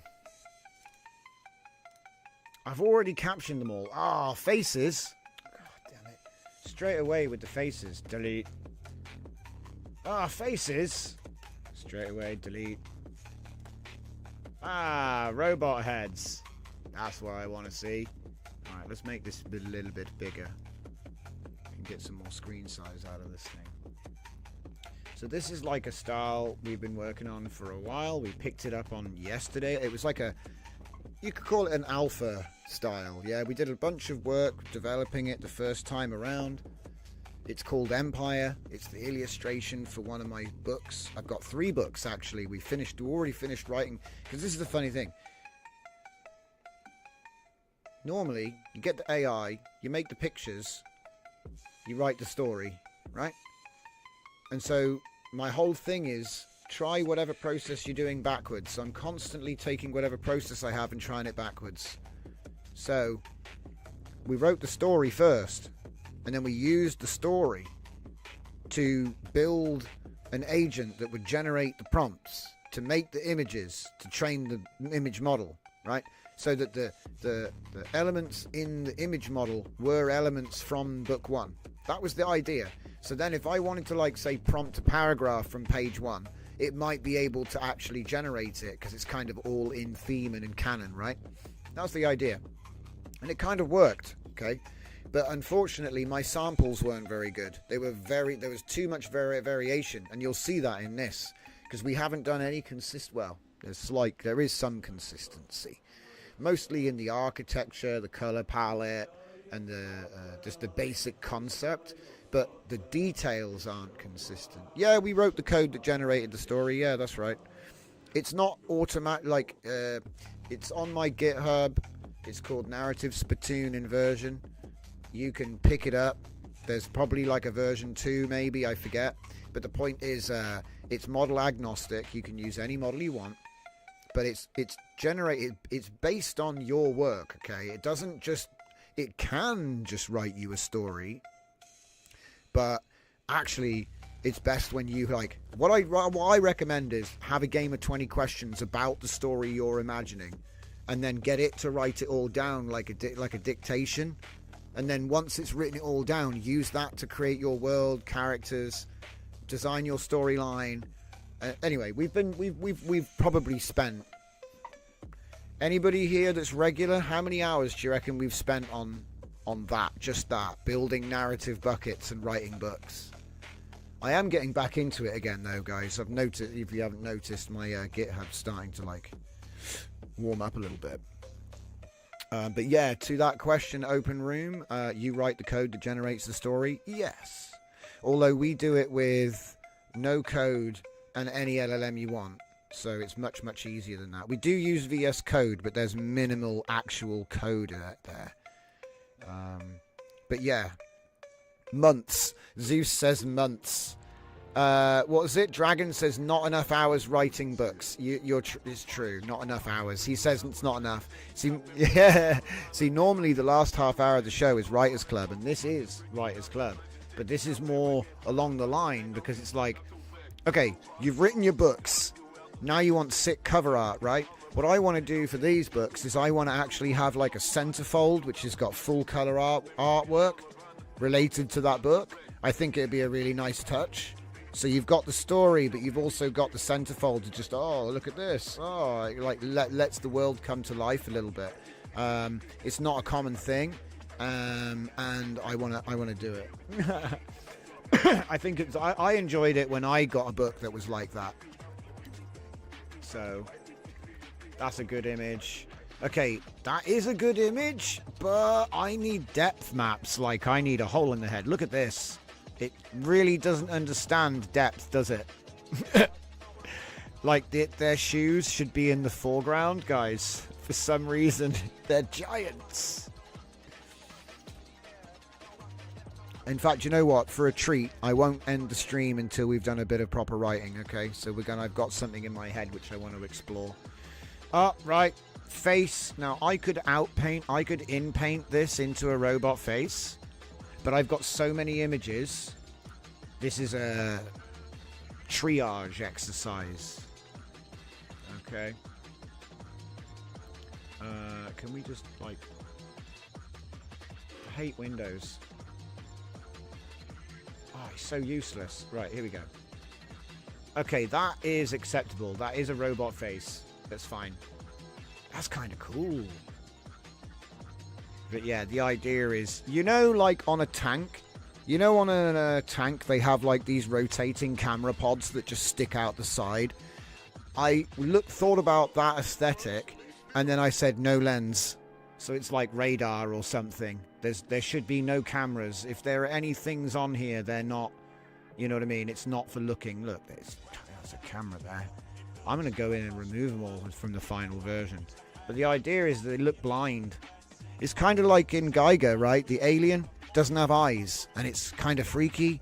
So it's like the idea of a robot with no face, and it's just a bucket. It's got nothing on it. It's like you can't even tell if he's looking at you. So in a way, this is actually bad. But the idea is I'm going to be going through this and looking for any faces and just getting rid of them. Anything which has a face. What the heck is that? You gotta, what? You gotta fire the rifle like a bow. That's amazing. It's such a long rifle. You gotta fire it like a longbow. Check it out. Hey Dragon, here's one for you. It's the flying artillery. Oh my god. I've never seen it. What? He's supposed to be dual wielding. Birth gun. Yeah, like what? They're all in formation. The bird gun. That's a big bird. But yeah, anyway. So I just wanted to show you, like, this is the current state of where we're at. So these were all image to image. They've all been fully reimagined with the new Laura. And these are all the best ones. Obviously, I'm going to be pulling anything with a face or, like, weird stuff going on. But this is going to train an absolutely kick-ass model. So all I have to do is basically do a bit of curation tonight. And like I said, this is going to be absolutely cracking. They're going to come out like, what do you call it? You know, like toy soldiers, kind of. It's like a cross between a toy soldier and like just a faceless head. Faceless thing. but they have got a lot of character because there's Napoleonic era mixed with future technology and all this. So they got these cool ships and all. But yeah, there's a few things I have to change because I've actually managed to revitalize the original. Somehow the original concept artwork was in there, the DNA. And this current setup is giving me almost exactly what I was getting out of a Mid-Journey run ages ago. It's like infinite Mid-Journey, but better somehow. I think it's a combination of the LLM and the Lauras together doing the all the agentic stuff. But I do have major issues with it making faces because, people have faces. But the ones that it gets right are brilliant. So these were all image to image. So let's just scroll past. Yeah, it's going through a loop of the same images. And then I got the text to image stuff. Well, these are new images that were created by just WAN exclusively. And I've still got to curate these as well, but I think it further expands the scope quite nicely. Get some really interesting environments and backgrounds. And some of the original concepts again, but in super high quality this time. Some of the poses are a bit weird, but we're not using pose or depth or canny or anything like that. We're still just using bare image to image. So this is beautiful. I got 120 in T2I, and I got 150 in I2I. Okay. So that's currently where that's at. So I'm going to curate these, basically delete the ones I don't like, and then I'm going to retrain the V1 tonight. That's the plan. And then, like I said, it will be caption tweaks, and then possibly adding or removing images for the V2. And then that's the end of that. That's the end of that model. From that point, you use the model to pick out the characters. Now, if I had all of the assets for the Empire story in front of me, I'd be able to literally. We've planned all this out. You know what I mean? It's all part of the plan. Once you have your character models. Now you don't need the style model anymore. And say I wanted to put character A, character B on the cover of the book and have it all nice and arranged. It's easy to do. I've done it already before.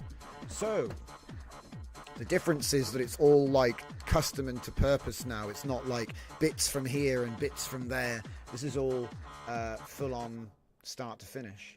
So, but anyway, I promised you writing. And writing there shall be, and we will not end the show until we get there. So we're going to start with a new, let's see, what's this? Pommel? Pommel? Is that you? I'm going to go new window, get rid of that one. Alright, now just before we could do this, let me see something quick. It's still generating. Right, okay. So what I need to do is stop it and cancel it. Yeah, it struggles with poses when you're not when you don't have control net on. Do you know what I mean? But when control net is on, you can get these poses, because we did do a bit of a test with Vase, but it was experimental. See, she's way photorealistic in the text to image set. Way photorealistic. But then again, you could just do image to image and make it more anime style later, so who cares. Right, time to do a restart on the comfy. Been waiting to do that for the whole show. Got node updates to do. Made a crouch there, at least. Okay. Right then, writing time. Oi, no errors.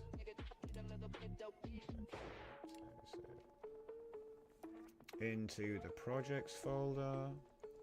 I'm going to do something cheesy. Giants. Okay. So,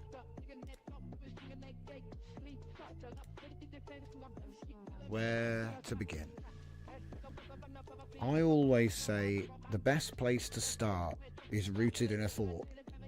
So You could be wandering about your day and you could have a thought pop into your head. You go, oh, that's an interesting idea. Write it down. Write it down, make a note, turn on your phone camera and record nothing and talk into it. You don't need a sound recorder app. Record your leg and say stuff. You know, make a note of it somehow, however you prefer. A piece of paper and a piece of pen is always a good idea for people that are trying to, you know, collect their thoughts. But I know sometimes the phone is more easy to get your hands on. So I'll give you the idea, simple idea, something which I haven't really seen in media for a long time. And this occurred to me as I was driving down the road on the way to the stream tonight. Literally, I'm turning around the last corner before I come here. I see the sunset. I try to turn left. I'm going along a bunch of speed bumps, and I think, Land of the Giants. They haven't rebooted or done anything with that property. It's probably been 50 years. You could probably find it on YouTube. It's like, I think it was even a TV show. So it was like on every week. And it would be like, you know, they'd made like giant sets. Like Honey, I Shrunk the Kids, but low budget TV show. And the concept of it was that these humans had gone to some planet. And when they get there, the planet's really big. And they knew it was really big. It was a super Earth or something, right? So when they get there, everything on the planet's really big. It's like, you know, it was like 1,000 times bigger than Earth or something, and everything is 1,000 times bigger. So that meant that they are 1,000 times smaller, and by chance there are humans or human-like aliens that exist in a human-like civilization, which is giant. So here we have Land of the Giants, yeah? Which is a fun little story to play around with. You know, you got little people running around, giants thinking they can see things, you know, and you run it through this whole lens of, did they even leave Earth? Are they just somewhere having shrunk? Is this really, you know what I mean? And you can keep the audience going by not confirming stuff like that. So there's a lot of opportunities there. And you can pretty much set it however you want. So, you know, my premise would be pretty much that. We're doing a new hyperspace experiment. And 4 characters are going to be on this thing, right? I've even got a whole plan. I got a whole plan, okay? And we're going to have these 4 characters be the first people to go to the super Earth with the hyperspace, okay? So then it's all untested, do you know what I mean? And then it's like questions, right? So.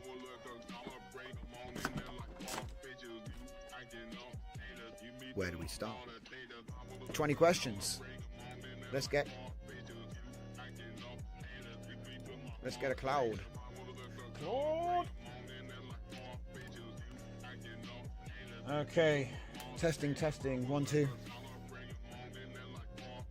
Good. Okay.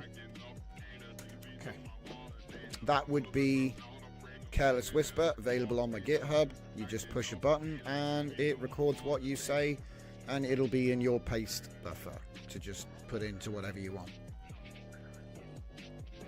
I think it's pretty lightweight if you use the tiny model, so pretty small. 120 meg or something, I don't know. It's pretty old now, I probably need to make a better one, but hey, it works. So, we can begin planning a new narrative named Land of the Giants, which is a science fiction story based on a simple premise. 4 scientists are going to do a hyperspace jump, the first one of its kind, and they're going to instantly travel to the orbit of a super Earth, which has been identified in a nearby star system.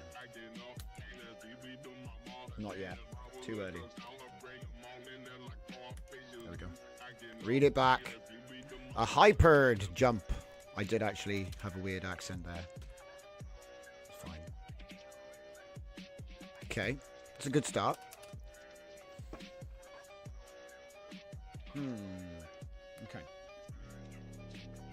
We can create a running lore document named lawplans.md.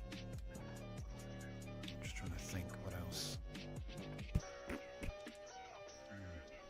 It's law. Haha, law. Not that kind of law. .md. MD. You got to be careful actually with this. It is easier than typing though, guys. I'm terrible at typing. I do have a weird accent. It's true. So let's see. We can create a running law document named lawplans.md. Okay. All right. Let's see. Pathos, ethos, logos. Okay. All right. The 4 scientists will imbue character personality traits echoing pathos, ethos, and logos, with logos being the leader. The 4th character represents a dark triad. I know. What are we doing? We've got to make it a little bit interesting. Now, obviously, this isn't like a cookie cutter. I'm just injecting some persona to our characters here. Represents a dark triad. What does that even mean? Don't worry about it. It's like magic. Okay. Okay. I'm just going to see if there's anything else I want to introduce to this one. Oh, yeah, of course. The main concept here is that the inhabitants of the world which they arrive in are giant, and they would roughly be about the size of a house mouse or field mouse. And so they have to scurry around and not be detected by the inhabitants of the world where they have crash landed and their ship has sunk in water. I think that'll pretty much get rid of the spaceship, you know what I mean? Oh no! Swim to shore and everything's giant. It's pretty crazy. Main concept. Okay. They are not totally helpless, however, as they do possess some means of self-defense in the form of stun weaponry, so the threat from insects and vermin is not as great as you would think, despite them being now the size of horses, relatively speaking. Okay, I'm just trying to cover some ground rules, and then we can do 20 questions. So, first things first, right? We can commit this to our initial lawplan.md document. Damn, I completely screwed that up. Let me do that again. We can begin by committing our progress so far to the law plans markdown document. Yeah, that'll do. All right. Because the thing is, I want to do this right, okay? You could just start writing immediately, but that would be kind of lame, okay? So I want to give you a bit of background, like where'd the idea come from, what's it inspired by, TV shows I watched as a kid, just the concept of like the idea of Ant-Man, but not like, oh, he's so silly. Didn't need to go all the way down to like the metaverse. But it's cool, don't get me wrong, but I'm just saying it's like Land of the Giants, man. It's like the Land That Time Forgot type sci-fi, you know? Hollow Earth grade. Like, what is it, B-movie? It's like B-movie grade. Honey, I Shrunk the Kids is probably the only thing I can think of which came close, you know, to what this concept is. I think Rick and Morty did an episode of the idea, but I think that's about it. It was mostly a B plot.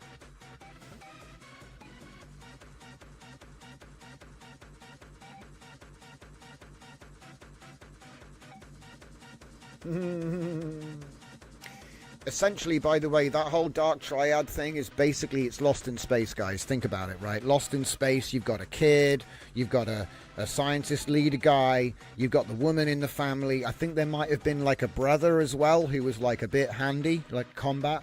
But then you've got the dark guy, the scientist guy that's going to sell them all out to save his skin. Yeah? So it's kind of like you've got those. The only thing I don't have is the robot. But there could be like a disembodied tech character, couldn't there? Who knows?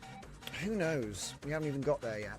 But yeah, so like I said, from this point, we've got our initial concept. So now next, character development, world building, opening scenario. So what I like to do at this point, because I don't like, if you work in the same chat, it's fine, but it's like a decision.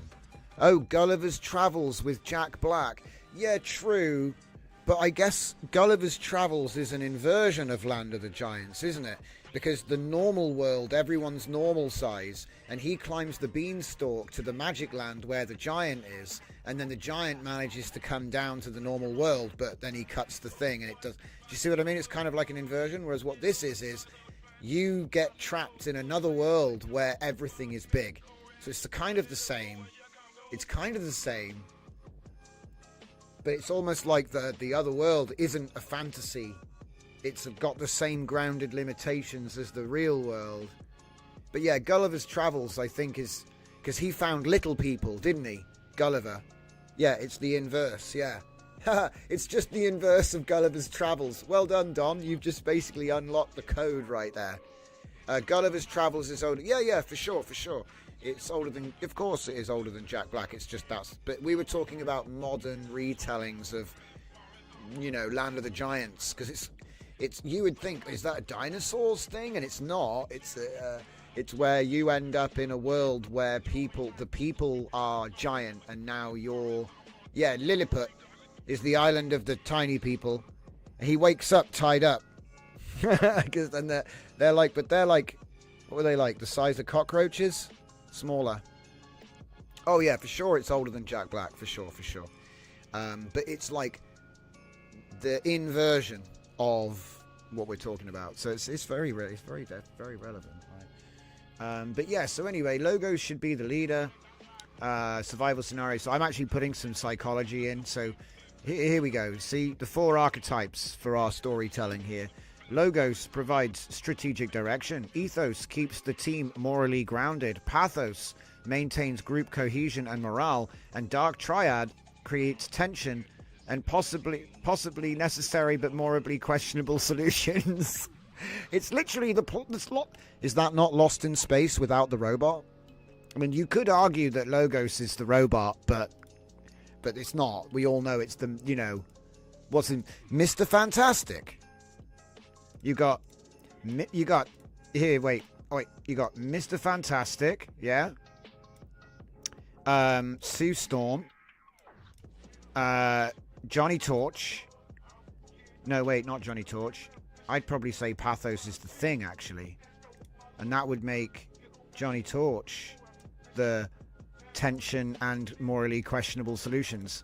It's a template. It's a template for a four-man team, with a morally questionable member. I mean, logos. Here we go. Leonardo. Ethos. Donatello. Pathos. Michelangelo. Raphael. You see the formula? This sort of stuff is easy to pull off as well with the LLMs. It really understands what's going on, and you can start doing like backflips and little loops and pirouettes with your narratives if you really want. But so what I'm going to do is, while it's still fresh, obviously I'm going to download a copy of that, okay? Because that's like a big dosing document which I can just drop in as we continue to develop this. But there's something I want to do first, which is kind of important, because I need to know whether this is going to be fantasy, hard sci-fi, soft sci-fi, or just satire. Because it may be that the whole premise is ridiculous, and that's why no one's done it. So, let's just ask a few questions. Okay.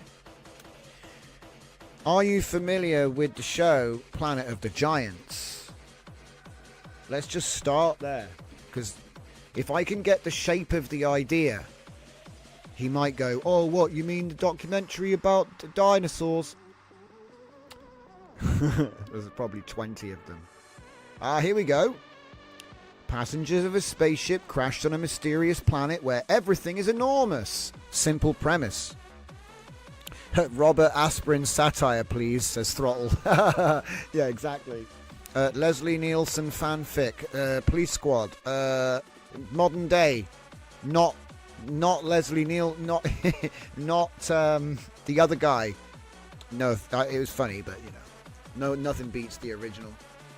Can it just be contemporary, or is that the nemesis of the narrative? It could be contemporary. It doesn't need to be science fiction, but I'm just saying anything which is in this realm, going to another planet with experiment, the hyperdrive, the way that they get there is science fiction, even if nothing else is. So you can do like grounded Batman, but ultimately it is Batman in Gotham City. So it's always, what I mean? You can make it as grounded and gritty and realistic as you want, but it is ultimately a comic book hero in a comic book city with a comic book villain. You know what I mean? So it's kind of difficult to escape the trappings of, So you can kind of hand wave it. They woke up in a planet with, so it's just an isekai. He woke up in another world where everything was big, So it's a choice. It's a choice. You can make it contemporary, but you have to come up with some kind of vehicle or mechanism to make that happen. It could be spiritual. You could die and be reincarnated in a giant world, but then why are you small? You see? Excluding that genre that needs not much development of the story, but the character's dragon nose. Dragon nose! That's a good one. Dr. Smith, exactly, Dragon. Exactly, yeah. Dr. Smith. So what does Dr. Smith, Raphael, and Johnny Torch all have in common? Brilliant. You could probably apply that to the Bucky from the Avengers. He's the guy that goes dark, right? Has the tortured past, does questionable solutions. I don't know. It's kind of hard because they really messed around and flipped the script multiple times in Marvel Universe, so it's complicated. Okay, so that is what I was talking about. Well done. Well done. So I want to explore the scientific accuracy or the potential for this in a new property which is using a similar idea or setting, the idea of super Earths and giant people, whether or not they are human but looking human, bipedal humans that appear to live in a human-like civilization. But the humans that are in this story, they are small, very small, size of cockroaches. Give him a minute to chew that one. There we go. Well done, mate. Well done. You've done well, mate. You've done well. Yeah, because I just thought it would be nice to dose it up with a little bit of scientific mumbo-jumbo, but not too much. So, theoretically support larger life forms due to higher gravity. I don't know. See, that's the thing. Higher gravity makes square cube law even more of a constraint. Well, what if the planet was spinning? What about... Okay. What if the orbital rotation of the planet was actually much faster? Because that counts as gravity. They never talk about it. It's so funny. I was watching this science thing not so long ago, and they said that if the planet wasn't spinning, everyone would be crushed to death by gravity. I was like, whoa, that's a new one. I was like, okay. Because apparently the spinning, we're all being flung off and then gravity's pulling us back down. It's like a tug of war. I'm like, what? So if you spin up the planet, everyone gets flung off the surface. Or, I don't know. I don't even know how that works, guys. It's great. So faster planetary rotation. It's like if we really wanted to leave the planet, we could use nuclear bombs to speed up the rotation, reduce gravity, and leave. It's such a crazy idea. They've had these ideas for Mars, by the way, like changing the rotational speed to alter the gravity of the. It's so crazy. It's part of terraforming. I think they wanted to. What did they want to do? They wanted to make the gravity stronger. So I think they wanted to slow it down. And they were going to do it with ice, not nukes. They were just going to slam ice asteroids into Mars for 100 years. We did a bunch of research on it ages ago. because it takes a lot. It takes a lot. Like literally, you're trying to stop a planet from spinning. What are you doing? Like, put on the brakes. It's easy. Just use the handbrake. So if your super Earth rotates fast enough, centrifugal acceleration could offset the gravitational pull. For example, equatorial centrifugal acceleration is only 0.3% of gravity, but a planet rotating every 6 hours, so twice the speed, could make a 2-gram weight feel more like 1.2 grams at the equator. Literally, double the spin, nearly half the weight. Isn't that crazy? Don't you think that's crazy, though? I think that's crazy. I mean, do you want to... Like, it's one of those facts that you learn and you go, yeah, but I really don't want to find out, because what's involved with finding this out? It's like long-term, high-volume planetary bombardment for science.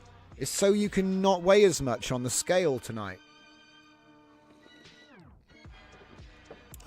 One fat emperor away from it happening, right?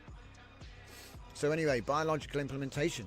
Giant humanoids might preferentially live at the equatorial regions where effective gravity is lowest. Ooh, we've got a... I can see a way in, guys. I can see a way into this working. But how much bigger are they? Well, okay, imagine a 1 to 10 scale human. I think that's small enough. 1 to 10 scale. Alright. I'm imagining that humans are 1 to 10 scale versions of whatever is living on this planet. Oh yeah, I know the gravity doesn't actually change. Yeah. I know.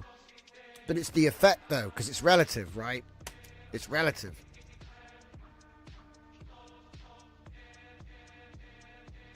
I'm just giving it ideas. Okay, both species deal with the same environment at different scales. Fast rotation affects both. 1 to 10 scale human would have advantages, stronger relative to their weight, even though you're like tiny.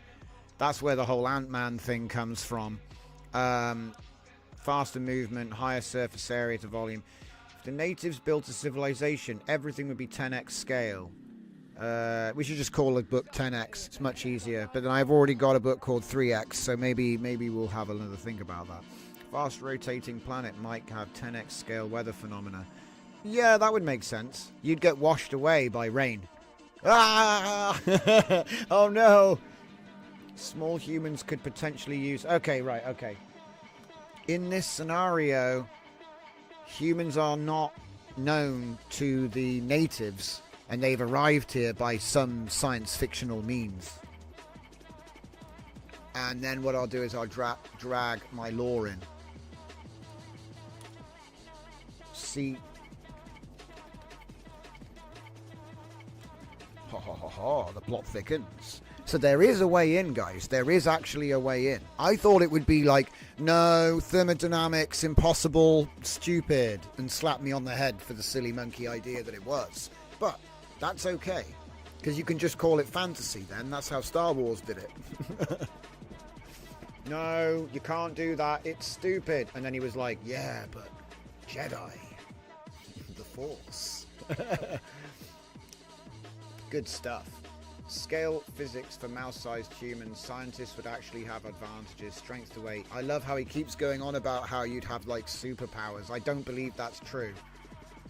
Like, do we see this with rats? Oh wait, actually no, I'm wrong, because ants can lift like a mad multiplier of their own weight, can't they? So actually that's legit. But it doesn't matter. It doesn't matter because you're still tiny. It just means, you know, say I weigh 2 grams and I can lift 8 grams, it's still only 8 grams. Do you know what I mean? It's not like... It's impressive because it's like 4 times my own body weight, but it's not impressive because it's still not even like a coin. Still can't lift a coin though. So that's fine, that's fine. That actually makes a lot of sense. Like oh my god. Get pinned by a falling coin, just you get brained, dead.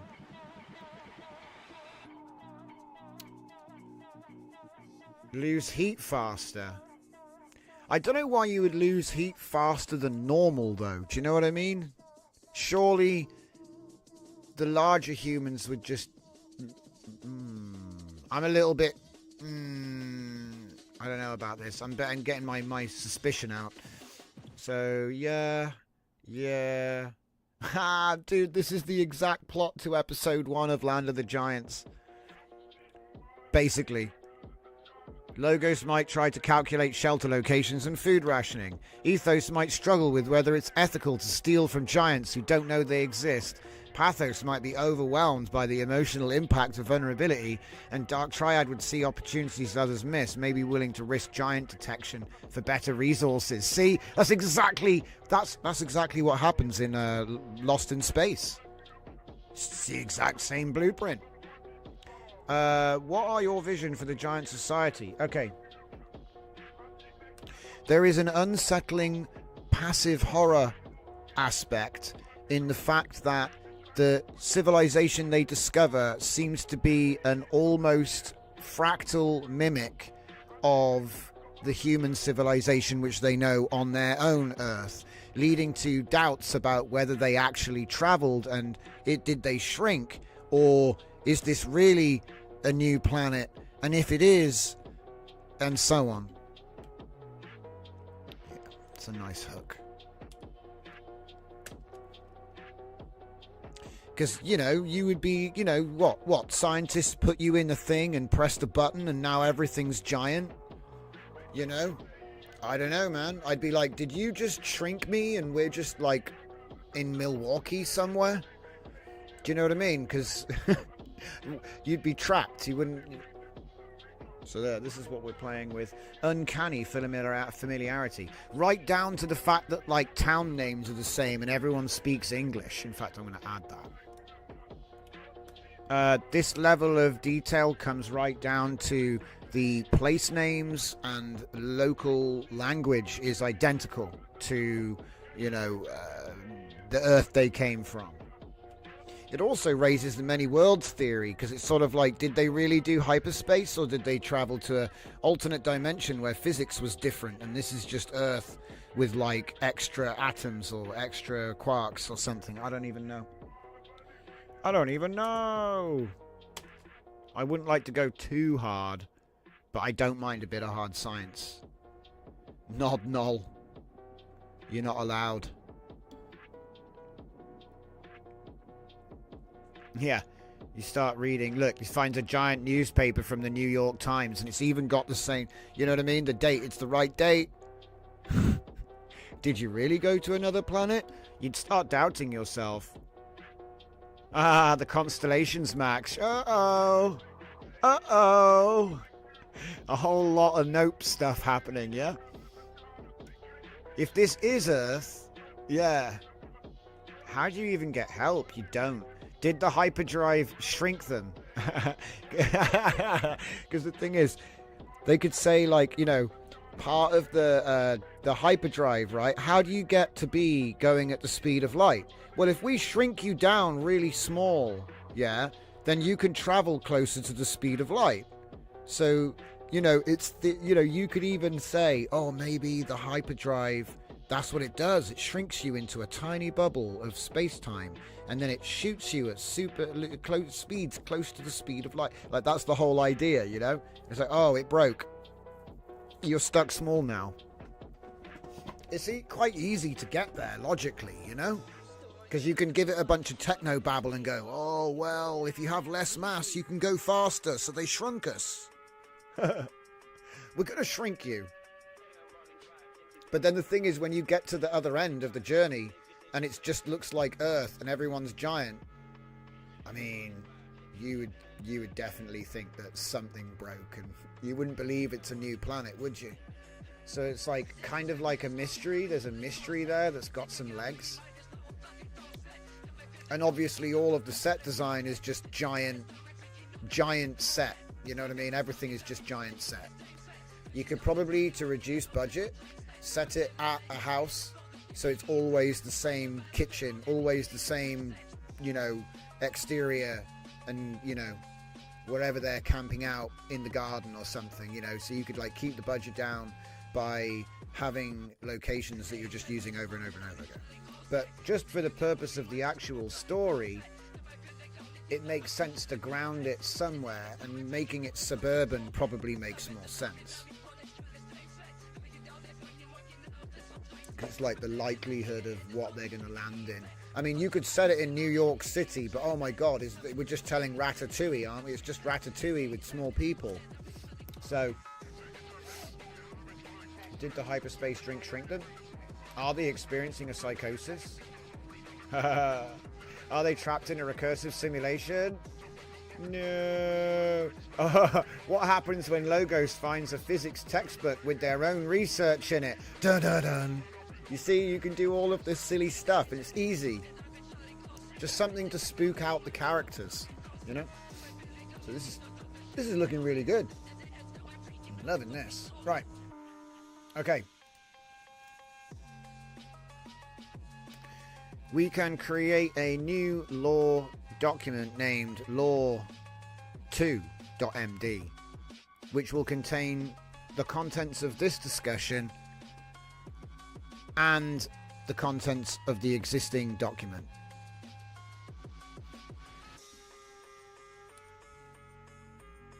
Oh, you monkey. We haven't even got to the good bit yet. See, in fact, law, science. See, government, science. Law, science. So I just want him to dump that to a file, because now we get to the 20 questions bit.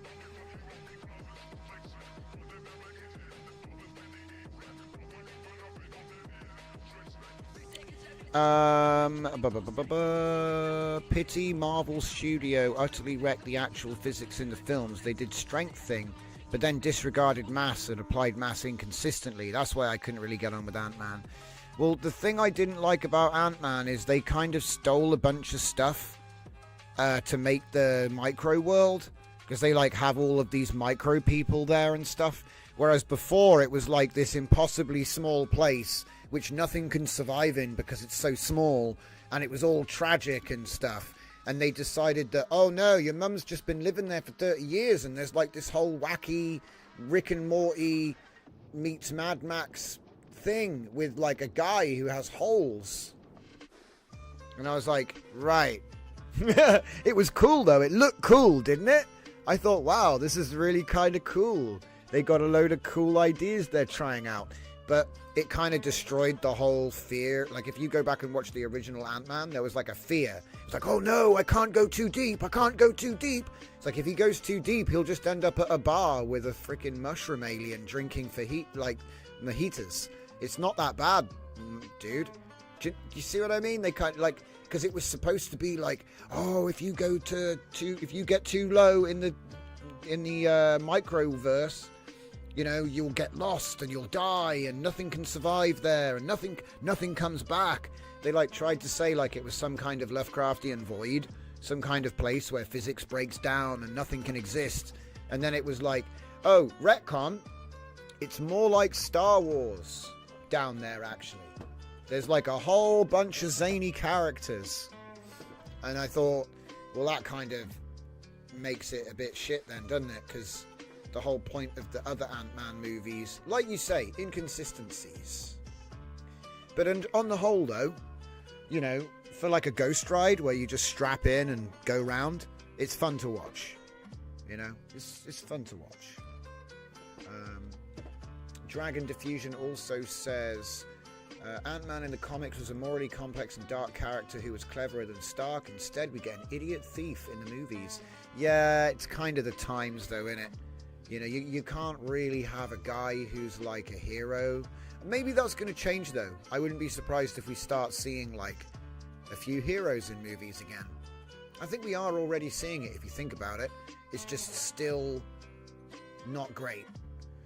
Don Tomaso says, I remember an episode of The Twilight Zone where the ending was the small dollhouse and the dangerous slime was an old bubble gum left in the dollhouse. Ah, brilliant. So that's where it all came from. Yeah, this is what I mean, like simple little things. Right. Oh, smaller surface area to size ratio. Yeah, but that's the thing. In this story, the people haven't changed size, or that's the premise anyway. We're playing around with the fear that they believe they may have shrunk, but that's just a psychological torture element. They haven't shrunk. They're at a big world. You know, they're on big world where everything's big, and so they might feel like they've shrunk, but actually they're on big world. And it says more about, you know, fractalized stuff. All of the fact that they speak English and it's America still. It's like, what? So we're just playing around with other elements there that don't really need to be explained in the story. So anyway, we've got our book thing. We've got our new law document, right? So now I'm going to get out of this because I don't want it filthing up the logic. We'll get back to my hyperspace giant survival. Okay. And I'm going to take my thing here, my law science document. Okay, which should include both. All right. And now I'm going to do 20 questions. So this is the most fun part. Once you've done this, the resulting document, you do further interviews aimed at producing a character document or a world document. So we're going to extract and distill with interview process everything that we need for our story. So remember, this all started with me driving around the corner and going, Land of the Giants. 3 words or 4 words. Yeah. And anyway, through this process, we're going to really plan it out. So now this is super simple. We've done everything now. Okay, I've basically defined this is a sketch that we've got here.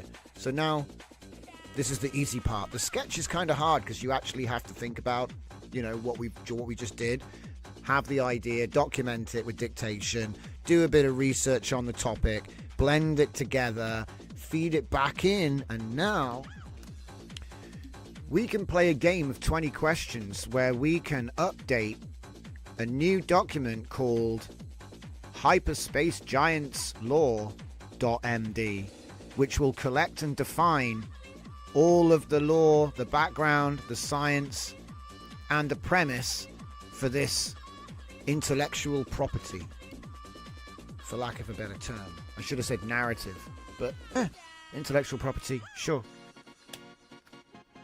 And so what he's going to do, I should have probably been more specific. I probably should have said, ask me a question and then update the thing. I could have been more mechanical in my instruction there. Look at it. We've ended up with a fractal civilization horror story. I love it.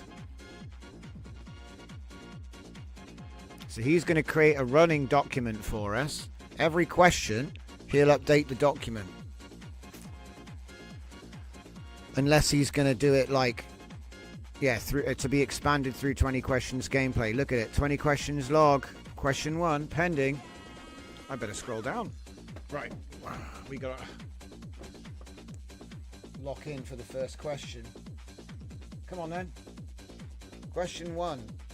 What are the names and specific professional backgrounds of our 4 scientist archetypes, and what personal connections might they have to Earth locations they could potentially discover in giant form?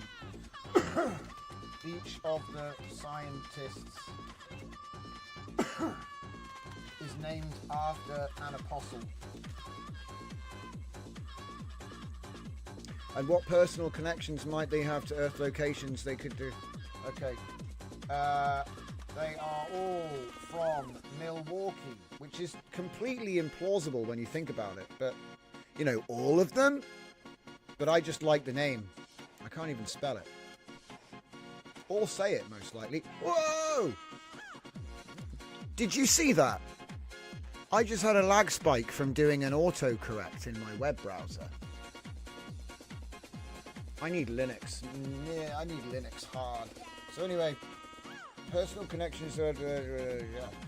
They're all from Milwaukee, which is identified to be the location on the New World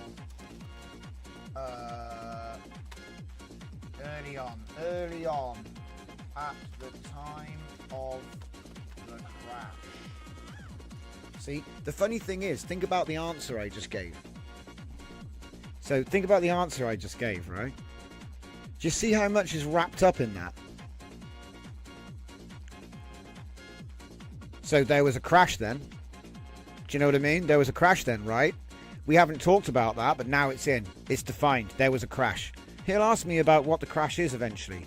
But this process, every time you give an answer, as long as you just don't give one-word answers, yes, no, try to give open answers. By the time you get to the end of the 20 questions, it would have been like giving it your life story. And there's just so much rich information that you have fully authored in there. What it's going to generate is obsessed with what you've told him to be obsessed with. Okay. And you can do this on your phone, in a coffee shop, anywhere at this stage. I'm doing it all with the chat, not in the VS Code. See, the VS Code will come later. Yeah. Once we've got all of our documentation, we can put plans in here and have full control over it. But for now, this is cheap because, you know, you're on a daily limit. It's not billed in the same way. It's more cost efficient to do all your big research and everything else here. And we actually want to actually write something for real from that information. We start there. Full tutorials, full instructions are all on my GitHub. Mushroom Fleet, Johnson's narrative spittoon inversion. It's all on here. There's many videos and streams on this. But I'm a coach, so you'll have to find them. It's one of the benefits of having watched the show when we were doing it, I guess. Because, you know, I charge a lot of money to teach people this stuff, basically. As I am a full-time consultant. How are we doing here? Nothing? We stopped? Alright. So I got some curation to do. Hyperspace Giants. Okay, question 2. Which specific apostles are they named after, and what are their precise scientific specializations that will be relevant? Do you know what? I'm going to say... You will ensure this the mapping of apostle names and personality traits follows organically according to the most suitable expectations of the reader. Which basically means you figure it out. It's a shit question, really. Do you know what I mean? Oh, one of them's a chemist. He can do chemistry. The other one's astronomer. He's got a telescope. It's not a very good question, but don't worry. Yeah, you do it. You do it. It doesn't matter, actually. You could have just called them Mark, James, Thomas, and Steve. But it would have been nice to have a woman there. You can't call him Judas. Oh, my God, that's so bad, man. I wonder if Judas will betray us. I wonder. Well, gee. Thomas, John, Peter, and Judas all go to a new planet. And nothing happened. That's funny.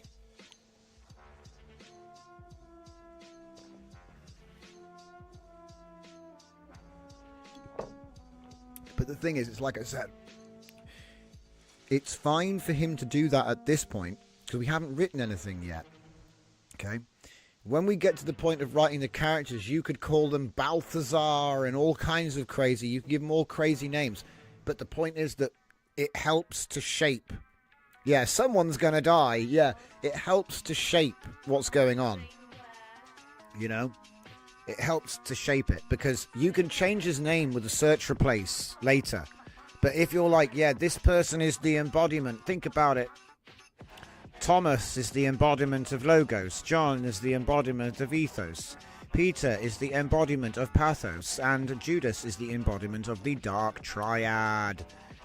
Which, like I said, invokes so much like thick meaning, thick layers of associated meaning, which will get brought in later. Right, it's going to be done naturally and organically. So some kind of self-interest will come up and someone's getting betrayed.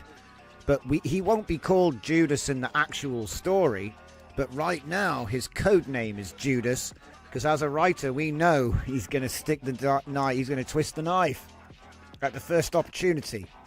So where specifically in Milwaukee do they crash? And what giant scale landmakes or neighborhoods they immediate? I don't know. I've never even been there. Okay.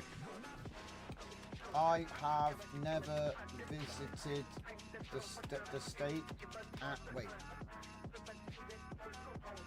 It is a state, isn't it? See, I'm not even sure. I'm not even sure it is a state and not a city. I'm pretty sure it's a state, but I don't know all my states, guys. I'm sorry. I bet you don't know all your English counties either. I've never visited the state, and I'm not sure it's a state and not a city. You can decide. I'm just trying to show you that the game of 20 questions doesn't have to be an extraction exercise. It can be an opportunity to expand the law or make it dynamic, right? But it solves loose ends, because there were a lot of loose ends, right? Okay. Okay, you can decide. I'll say my basic notion is that when they crash, their ship lands in a body of water and sinks almost immediately. So they're only able to escape with the smallest amount of supplies, which basically means that they're escaping from what is actually a river, but they don't see it that way from their perspective at night as well. And they see a road sign written in English as they try to get into shelter in some wood, what they think are giant woods. This is my idea. It's kind of crazy. Sounds like a kids' TV show, but gone wrong. Do you know what I mean? Like the idea, oh, the little people, ho, ho, ho, ho. You know, it sounds like a puppet show, but the puppets are people. And now it takes on a whole new thing, you know? What's the point? I've never visited, blah, blah, blah. So it's actually Wisconsin. That sounds even cooler. Why do you guys get all the cool names? I've never visited state. So Milwaukee is the city then, yeah? Okay, so I'm going to say rural. Rural. I'll say rural. Rural / suburban boundary area. You can decide the exact location. What do you bet he gives us GPS coordinates? The exact spot. Uh-oh, he's pinpointing a location near water, guys. We're going, it's gonna be canon. If you live in Milwaukee, we're about to put some more lore on the map. This is officially where the humans land, on Mega Earth. Mega Earth. Okay, how we doing? Whoa! Oh my god. So let's see what he wrote. Because remember, this is unguided. I could have told him, couldn't I? Right? So I'm just trying to demonstrate that at every point, you could have told him more. So it's up to you how lazy or energetic you are, right? But that's an organic process. Maybe this isn't important to you. You don't have to be like super detailed for every single question, you know? You can even dismiss a question. That's not important to this story. Because that's a statement too. It's like a negative prompt. So what does it say? They crash at Menomonee. Wait, Menomonee? Did I say that right? Any Milwaukeeans in the crash? Menomonee River at the rural suburban boundary between Milwaukee and Wauwatosa. Wauwatosa near the Menomonee River Parkway. The ship sinks immediately, forcing them to escape with immediate supplies. In the darkness and disorientation, they perceive the river as a vast lake or sea. Struggling to reach shore and find shelter, they encounter what they initially think are massive primordial woods that are actually normal-sized oak and maple trees lining the path. Their first existential shock comes when they see a towering road sign reading Milwaukee County Parkway in perfect English. Can you imagine? It's like 10 times bigger than it should be. It's just insanely huge. You walk up to it like you can't even put your entire arms around the signpost, you know what I mean? It'd just be insane, like a water tower with 2 water towers with signs on, but just one big sign. So it's kind of crazy. I like the, massive scale aesthetic that we could play with the image model, you know what I mean? If this gets written, and, you know, just the idea here is kind of interesting. Like Mega World. Okay, implications. Menomonee River location provides immediate survival challenges, while the parkway settings offer immediate shelter opportunities.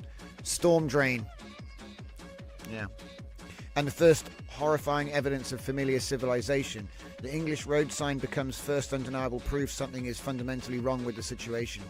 How does each character specifically react when they first see the sign, and what immediate survival priorities? Do you know what? I'm going to demonstrate the dismissal now. I know it's like obvious, but I like to, you know, say this question is low tier and not important. It follows they will be trained for this situation, and none shall be vexed. So I've kind of given him I've given him an answer in dismissing it, to be honest, but it's just not detailed. It's a very low, I call it a smooth response, because I've basically just said no detail, basically no, and hand wave. Let's see how he reacts, because he's only got 20 questions. He will run out, and then it'll be game over. What is the nature... Oh, hang on. Ah, beautiful. That's even better than the last time. Check it out. Oh, I love it. See, with 3.7, he would have written down my answer. Yeah, he would have written down my answer, but now he's smart enough not to write down the dismissal. Check it out. He's just gone straight on to the next one. He just said, okay, he didn't want to waste his guesses. He managed to get an extra try. That's smart. Okay. See, before he would use up the questions like proper 20 questions, you know, like if you ask a silly question, you've used up one of your goes. But he's figured out, it wasn't a real question. Here's the real one. Are they humans at 10x? Or a different species that happens to use, they know that. Okay, right. We need to use show, not tell. We will be using show, not tell to explore the concept of this mystery. So it will remain undefined and discussed as a horror aspect of conversation between our main characters. It must remain unknown and undefined, because otherwise there's no mystery. But ultimately, it will appear to be an exact copy of the world that they came from, whatever that looks like.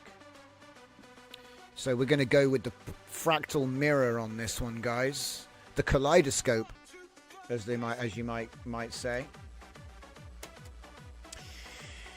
Yeah, it's funny. For all you Foundation watchers out there, it was Callie that did the proof of folding, right? Anybody? Any Foundation watchers in the chat? Was it Callie? I forget. I think it was Callie. The 9th proof of folding. It forms the basis of psychohistory. Callie, huh? Kelly, is it? Are you sure it's not spelt with an A? Kelly. Can you... She did the Abraxas, says Dragon. Yep. Can you fill the inspirational document with questions and just let it pick the relevant, assuming that it will inspire to make his own questions after seeing the list? Yes. You can fine-tune the 20 questions game, yes. It just takes an additional step. That is the spelling, is it? wonder why everyone always says it Cali then. Well, I would say it's probably a writer's trick, but I wouldn't be surprised if he was playing some fractal association games. Because it's all fractal stuff. It's all Fibonacci's and, yeah, all of that psychohistory. Fibonacci, baby. So what specific survival resources and challenges, what equipment did they manage to blah, blah, blah, blah, blah, blah, blah. So you can see how this is going to go. It's just going to carry on like this for another 15 questions or so. But I wanted to make sure that you've seen how this works. Obviously, when you get to the end of it, you have a document. That document is then used to write the world and the characters as separate documents. And then we use all 3 documents to do the writing. Just to give you a brief rundown, I just take the last page and invert it backwards to the start. So I write the end of my stories. And then I let the AI figure out how I got to the end. Using a hero's journey or my orbital mechanics-based Solarian journey, which is brand spanking new. I've only ever used it to write 1 book so far, so I can't really say it's like better or worse. It does have some aspects to it which are pretty amazing, but I think sometimes it might be a little bit too complicated. I might scale it back a bit. Yeah.